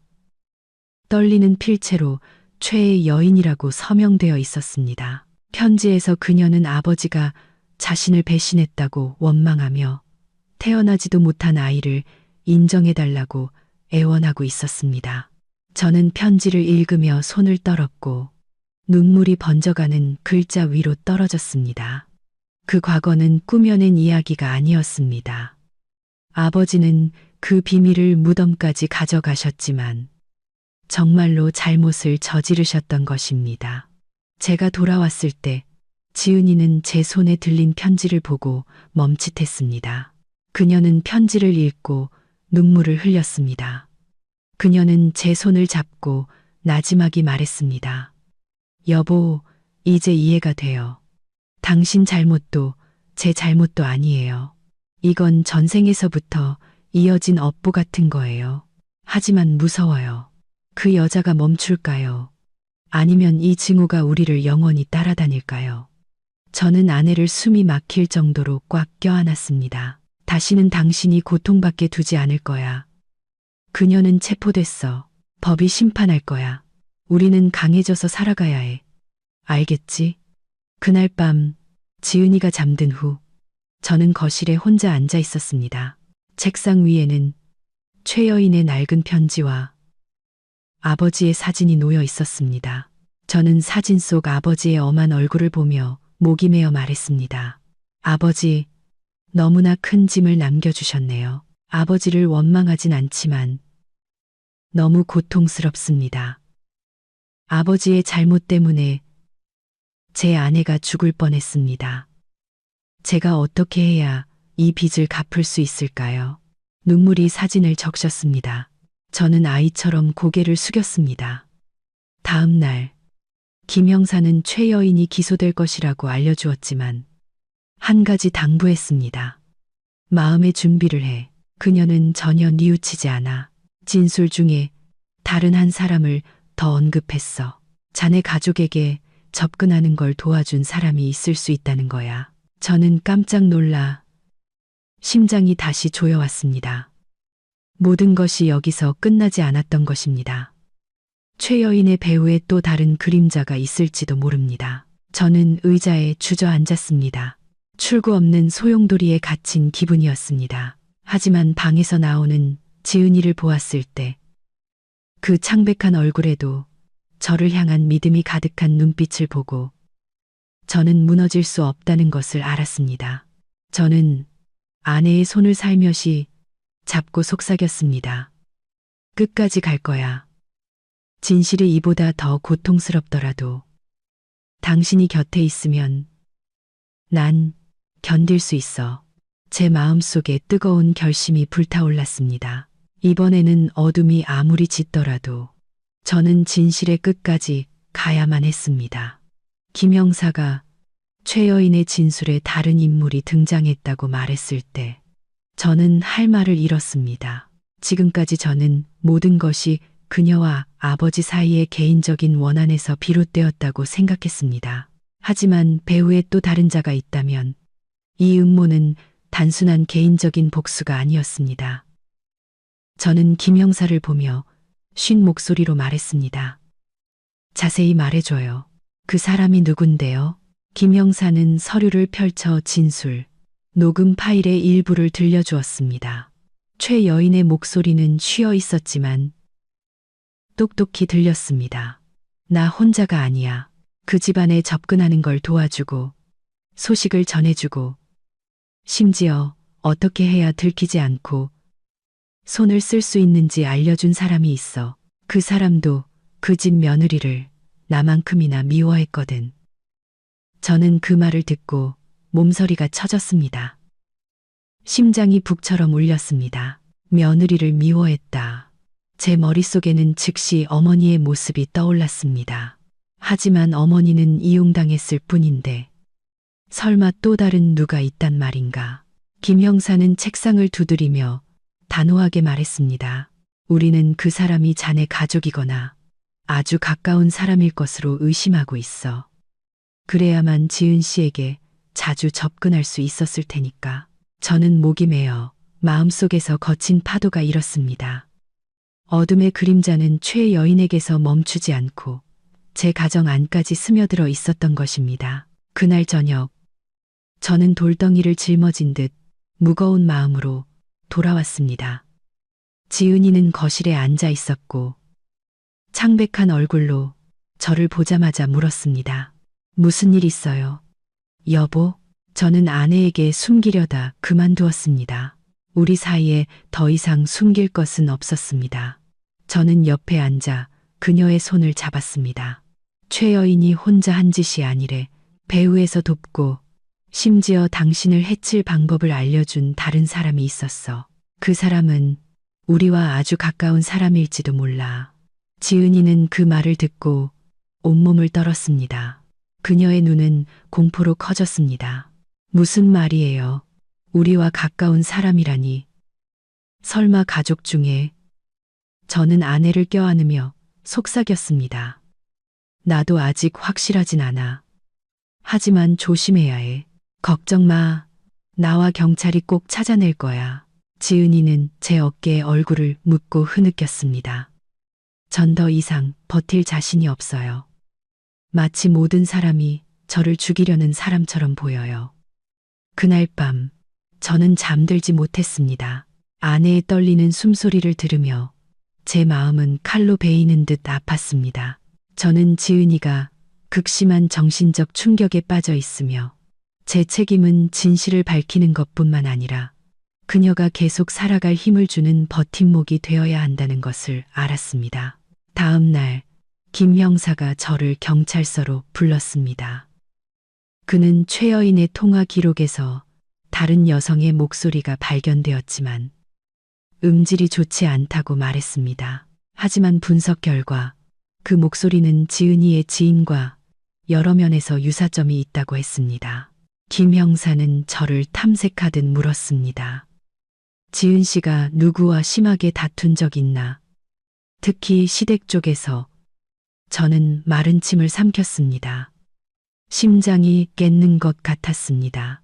동서, 사촌 형수 등의 얼굴이 스쳐 지나갔지만 가장 강하게 떠오르는 사람은 여전히 어머니였습니다. 어머니는 여러 번 지은이를 질책했고 심지어 저 며느리 얼굴도 보기 싫다는 모진 말까지 하셨습니다. 저는 떨리는 목소리로 말했습니다. 있어요. 아마도 제 어머니일 수도 있지만 아직도 믿을 수가 없어요. 믿을 수가 없다고요. 김 형사는 한숨을 쉬었습니다. 자네 심정은 이해하지만 우리는 증거로 말해야 해. 감시팀을 붙여 녹음을 해볼 거야. 만약 정말 관련이 있다면 드러나겠지. 집에 돌아와 어머니를 보았습니다. 어머니는 증거 불충분으로 풀려나 있었습니다. 어머니는 방에 앉아 계셨는데 눈은 매택고 얼굴은 수척했습니다. 제가 들어가자 어머니는 고개를 들었습니다. 눈가가 붉었습니다. 아들아, 엄마는 맹세코 네 아내를 해치려던 게 아니야. 엄마는 그냥 속았을 뿐이야. 하지만 어떤 사람이 자꾸 찾아와서 귓가에 속삭였어. 지은이가 애군을 몰고 오는 상이라 집안을 망하게 할 거라고. 엄마는 어리석게도 그 말을 믿었어. 저는 그 자리에 얼어붙었습니다.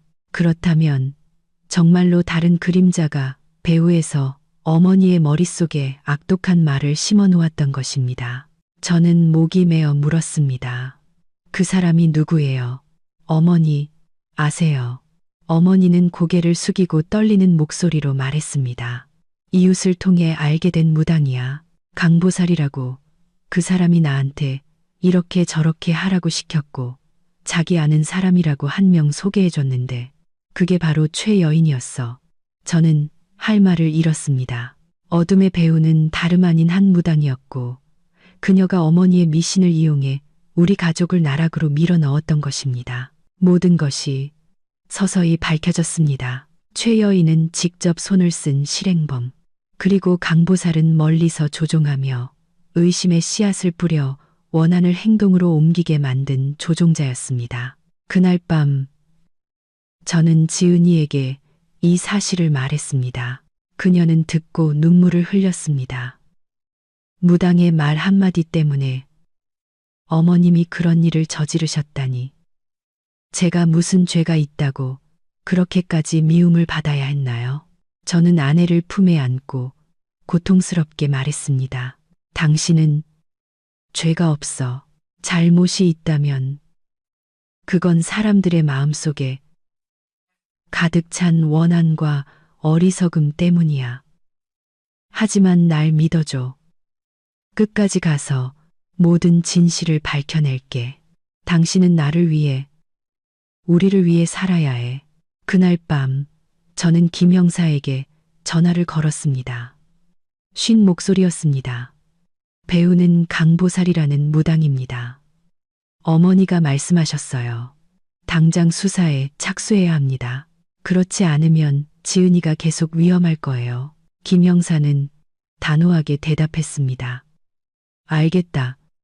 즉시 조사에 착수하지. 저는 전화를 끊고 잠든 지은이를 바라보았습니다. 희미한 불빛 아래 그녀의 얼굴은 수척했지만 제품에 안겨 평온해 보였습니다. 저는 아내의 머리카락에 가볍게 입을 맞추며 속으로 다짐했습니다. 어둠이 아무리 짙어도 내가 당신을 안전하게 지키는 불꽃이 될게. 저는 모든 진실을 밝히기 위한 마지막 싸움이 아주 가까이 다가왔음을 알았습니다. 다음 날 아침, 김 형사에게서 전화가 왔습니다. 그의 목소리는 단호했습니다. 강보살이라는 무당의 행방을 찾아냈어. 교회의 작은 집에서 살면서 운세를 보러 오는 사람들을 상대하고 있더군. 오늘 우리가 들이닥칠 건데 자네도 같이 가겠나? 그녀의 입에서 직접 진실을 들을 기회가 될 수도 있어. 저는 잠시 말없이 앉아 있었습니다. 심장은 세차게 뛰었고 마음속은 분노와 떨림으로 가득했습니다. 지난 몇 달간 저는 공포의 그림자 속에서 살았고 아내가 하루하루 시들어가는 것을 지켜봐야 했습니다. 이제 마침내 배우의 인물이 드러나려 하고 있었습니다. 저는 힘주어 고개를 끄덕이며 굳은 목소리로 말했습니다. 저도 가겠습니다. 제 눈으로 직접 보고 제 귀로 직접 듣고 싶습니다. 오후에 저는 김 형사와 몇몇 동료들과 함께 그 집에 도착했습니다. 그곳은 낡은 단층집이었고 문 앞에는 점집, 운세 상담이라고 새겨진 나무 간판이 걸려 있었습니다. 안에서 흘러나오는 향냄새와 중얼거리는 연불 소리가 섞여 나왔습니다. 제가 안으로 들어서자 50대 정도로 보이는 한 여자가 보였습니다. 마른 체구에 희끗희끗한 머리를 뒤로 단정하게 묶고 눈빛은 칼날처럼 날카로웠습니다. 바로 강보살이었습니다. 그녀는 우리를 올려다보더니 잠시 놀란 듯 하다가 옅은 미소를 지었습니다. 운세 보러 오셨나? 아니면 사인업보라도 풀러 오셨소? 김 형사는 앞으로 나아가 신분증을 제시하며 엄격한 목소리로 말했습니다. 경찰입니다. 강씨, 독극물 사건과 관련하여 조사에 협조해 주셔야겠습니다. 당신이 무슨 짓을 했는지 알고 있습니까? 그녀의 얼굴은 순간 변했지만 곧바로 다시 평온을 되찾았습니다. 그녀는 입꼬리를 올리며 말했습니다. 나는 그저 사람들이 듣고 싶어하는 말을 해줬을 뿐이요. 어리석게 믿은 사람이 잘못이지. 왜 나를 탓하시오? 그 말을 듣자 피가 거꾸로 솟았습니다. 저는 앞으로 나서며 떨리지만 억눌린 목소리로 말했습니다. 당신이 우리 어머니를 부추겼어. 어머니의 미신을 이용해서 내 아내를 해치려 했다고. 최 여인과 손을 잡고 음식에 독을 넣었어. 부인할 셈인가. 강보살은 저를 보며 깊이를 알 수 없는 눈으로 비웃듯 말했습니다. 당신이 그 남자의 아들이로군. 보니 알겠어. 당신은 무관한 줄 아나? 원한의 씨앗을 뿌린 건 당신 아버지야.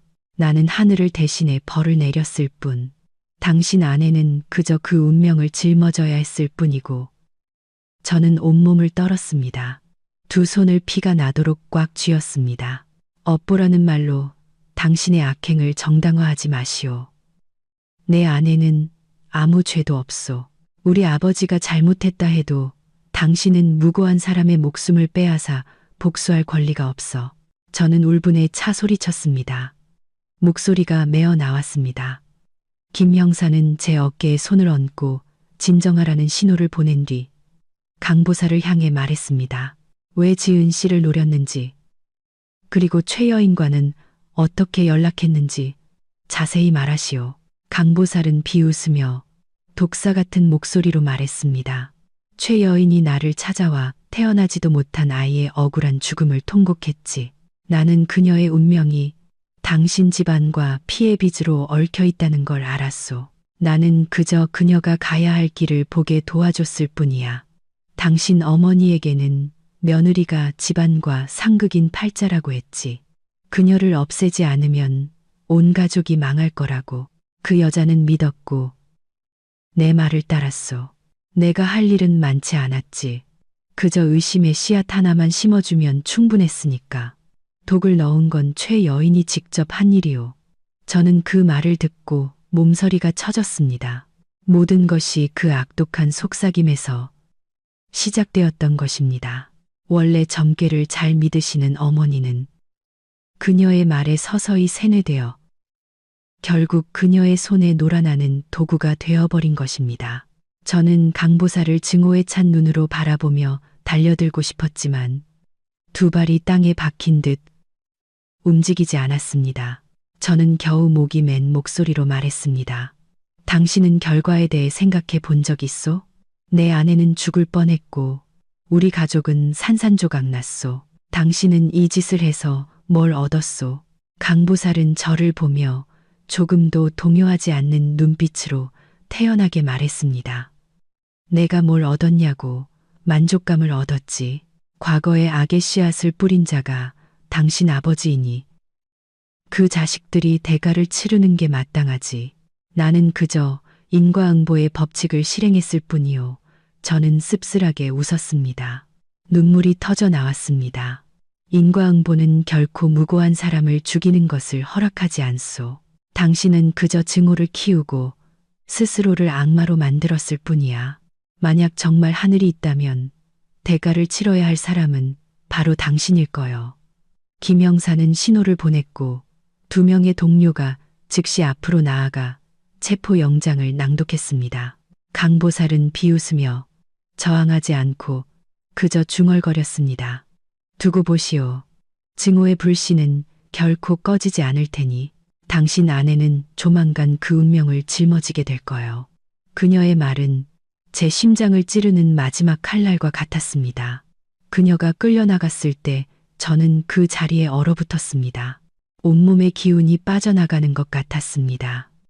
무거운 짐을 벗어던진 것 같으면서도 새로운 상처가 생긴 기분이었습니다. 김 형사는 제 어깨에 손을 얹고 낮은 목소리로 말했습니다. 이제 모든 게 거의 밝혀졌어. 하지만 넌 강해져야 해. 지은이 곁에서 그녀가 이 충격을 이겨낼 수 있도록 도와줘. 저는 눈물을 삼키며 고개를 끄덕였습니다. 돌아오는 길, 저는 강보살에 태어나고 악독했던 얼굴을 계속 떠올렸습니다. 저는 어머니가 안쓰러웠습니다. 나이 드신 분이 맹목적인 믿음 때문에 죄악에 빠지게 된 것입니다. 저는 지은이가 안쓰러웠습니다. 착한 여자가 다른 사람의 과거 죄업을 짊어져야 했습니다. 그리고 저는 저 자신이 나약하고 무력하게 느껴졌습니다. 처음부터 아내를 지켜주지 못했으니까요. 집에 돌아오자 지은이가 걱정스러운 눈빛으로 달려왔습니다. 저는 아내를 와락 껴안고 목이 맨 채 말했습니다. 이제 모든 게 밝혀졌어. 배우는 강보살이라는 무당이었어. 그녀가 어머니를 이용해서 모든 걸 꾸몄어. 이제 그녀는 체포됐어. 당신은 이제 더 이상 무서워하지 않아도 돼. 지은이는 잠시 말을 잃더니 이내 울음을 터뜨렸습니다.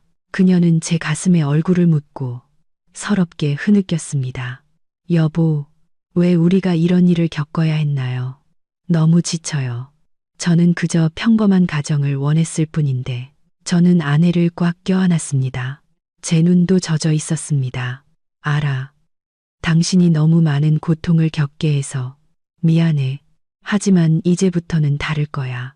내가 당신을 이 어둠에서 꺼내줄게. 그날 밤, 몇 주 만에 처음으로 저와 지은이는 편안하게 잠을 잘 수 있었습니다. 하지만 꿈속에서도 저는 강보살의 비웃음과 원한의 찬말을 들었습니다. 증오의 불씨는 결코 꺼지지 않을 거야. 저는 이 싸움이 아직 완전히 끝나지 않았음을 이해했습니다. 강보살은 체포되었지만 우리 각자의 마음속 상처는 여전히 남아 있었습니다. 그리고 저는 이 이야기의 마지막 장이 저와 지은이가 이 폐허 위에서 함께 일어서서 우리 자신을 위한 빛을 되찾는 과정이 될 것임을 알았습니다. 강보살이 체포된 후 며칠 동안 저와 지은이의 작은 집은 서서히 평온을 되찾았습니다. 더 이상 우리를 엿보는 발소리도 의심의 눈초리도 없었지만 우리 마음속은 아직 완전히 편안해지지 않았습니다. 아내가 애써 미소를 짓는 모습을 볼 때마다 하지만 그 눈에 여전히 지친 기색이 남아있는 것을 볼 때마다 제 가슴은 저며왔습니다. 몇 달간 이어진 악몽은 그녀의 마음에 깊고 치유하기 힘든 상처를 남겼습니다. 어느 날 오후 저는 지은이를 데리고 다시 병원을 찾았습니다. 의사는 검사 결과를 본 후 안도의 한숨을 내쉬었습니다. 다행히 체내의 독소 수치가 점차 감소하고 있습니다. 간과 신장에 심각한 손상은 없습니다. 충분한 휴식과 영양 섭취, 그리고 편안한 마음을 유지하면 회복될 겁니다. 의사의 말을 듣자 저는 천근만근의 짐을 내려놓은 것 같았습니다. 저는 지은이의 손을 꼭 잡고 속삭였습니다.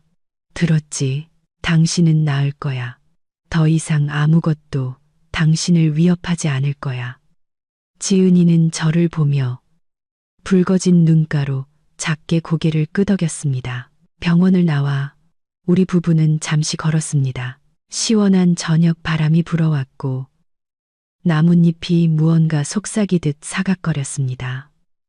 지은이는 문득 걸음을 멈추고 하늘을 올려다 보았습니다. 여보, 전 이제 아무도 원망하지 않아요. 그저 앞으로 우리가 평온하게 살 수 있기만을 바라요. 가난해도 괜찮아요. 전 이제 증오에 지쳤어요. 저는 아내를 팔로 감싸 안고 그녀의 머리카락에 얼굴을 묻었습니다. 나도 그래. 증오는 또 다른 증오를 낳을 뿐이라는 걸 깨달았어. 우리는 현재를 그리고 미래를 위해 살아야 해. 집에 돌아와 저는 아버지의 제사상 앞에 향을 피웠습니다. 아버지의 영정을 보며 마음이 복잡했습니다. 저는 속삭였습니다. 아버지, 저는 진실을 알게 되었습니다. 아버지를 원망하지는 않지만 너무 큰 상처를 남기셨어요. 아버지 때문에 제 아내가 고통받아야 했습니다. 저는 앞으로 잘 살고 끝까지 지은이를 지킬 겁니다. 부디 먼 곳에서라도 저희 가족을 지켜봐 주십시오. 향 연기가 마치 조용한 대답처럼 피어올랐습니다. 어머니, 박 여사님도 이 모든 일을 겪고 많이 쇠약해지셨습니다. 어머니는 방에 조용히 앉아 계셨고 머리카락은 눈에 띄게 휘어졌으며 눈빛은 깊은 슬픔에 잠겨 있었습니다. 어느 날 저녁 어머니는 저와 지은이를 부르시더니 떨리는 목소리로 말씀하셨습니다. 얘들아, 내가 미안하다. 미신에 빠져서 나쁜 사람의 말을 듣고 우리 며느리를 해칠 뻔했다. 너무 후회된다. 매일 밤 악몽을 꾼다. 지은아, 나를 용서해 줄 수 있겠니? 거기까지 말씀하시고 어머니는 울음을 터뜨리셨습니다. 지은이는 어머니의 손을 잡았고 그녀의 눈에서도 눈물이 흘러내렸습니다. 어머니, 저 어머니 원망하지 않아요. 어머니께서 이용당하신 거 알아요. 이제부터는 가족을 믿고 그런 미신은 믿지 않으셨으면 좋겠어요. 저는 여전히 어머님의 며느리고 평생 어머님을 모시고 싶어요. 그 말을 듣자 어머니는 지은이를 와락 껴안았고 두 사람은 함께 울었습니다. 그 광경에 제 목이 메었습니다. 그 순간 저는 결코 아물지 않을 것 같았던 균열이 사랑의 힘으로 서서히 메워지고 있음을 느꼈습니다. 최 여인과 강보살의 사건은 이후 재판에 넘겨졌습니다. 최 여인은 의도적인 독살 행위로 중형을 선고받았고 강보살은 교사 및 사기 혐의로 책임을 지게 되었습니다. 법정에서 저는 일어나 그들을 똑바로 쳐다보며 떨리지만 분명한 목소리로 말했습니다. 저는 더 이상 원망하지 않습니다. 두 분이 복수로는 결코 평화를 얻을 수 없다는 것을 깨닫기만을 바랍니다. 증오를 내려놓아야만 평안을 찾을 수 있습니다. 제 아내는 많은 고통을 겪었지만 우리는 여전히 함께 있습니다. 그것은 두 분이 결코 빼앗을 수 없는 것입니다. 최 여인은 침묵했고 그 눈은 흐릿했습니다. 강보살은 여전히 옅은 미소를 띠고 있었습니다. 하지만 저는 더 이상 신경 쓰지 않았습니다. 저는 정의가 제 역할을 다했다는 것을 알았고 이제 저는 제 삶을 온전히 살아내야 했습니다. 그 후 저는 지은이와 더 많은 시간을 보냈습니다. 저는 아내를 데리고 시골에 내려가 밭과 들을 구경하고 맑은 공기를 마시며 자연과 함께하게 했습니다. 저는 그녀가 좋아하는 음식을 만드는 법도 배우기 시작했습니다. 서툴렀지만 그녀는 항상 미소로 격려해 주었습니다. 하루하루 지은이의 안색은 좋아졌고 입가에는 미소가 더 자주 번졌습니다. 저는 제 인생의 빛이 서서히 돌아오고 있음을 똑똑히 느꼈습니다. 어느 날 아침 지은이는 제 손을 잡고 나지막이 말했습니다. 여보, 제가 한 가지 배운 게 있어요. 과거에 너무 얽매이지 말아야 한다는 거요. 이미 바꿀 수 없으니까요. 중요한 건 현재와 미래예요. 제겐 당신과 어머니가 있잖아요. 그것만으로도 충분해요. 저는 아내를 껴안았습니다. 마음속에서 소박한 행복이 차올랐습니다. 그렇습니다. 폭풍우는 지나갔지만 가장 소중한 것은 우리가 여전히 함께 있다는 사실이었습니다. 그날 저녁, 저는 일기장에 몇 줄 적었습니다.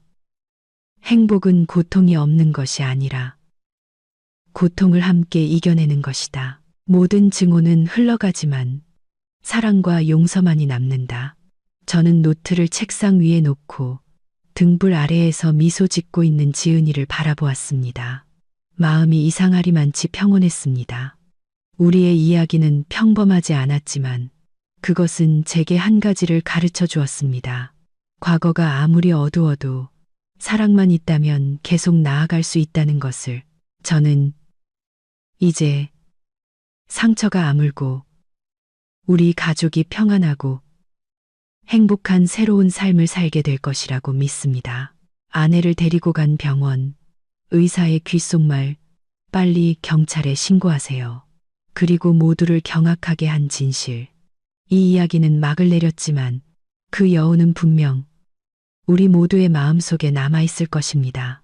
평범해 보였던 건강검진 한 번으로 온 가족은 음모와 증오, 그리고 과거의 어둠과 마주해야 했습니다. 착한 아내는 희생양이 되었고 어머니는 무당의 말을 믿어 죄를 지을 뻔했으며 저는 아버지에 대한 고통스러운 진실을 목격해야 했습니다. 하지만 결국 진실은 밝혀졌고 악인은 처벌받았으며 우리 가족은 용서를 선택하고 함께 나아가기로 했습니다.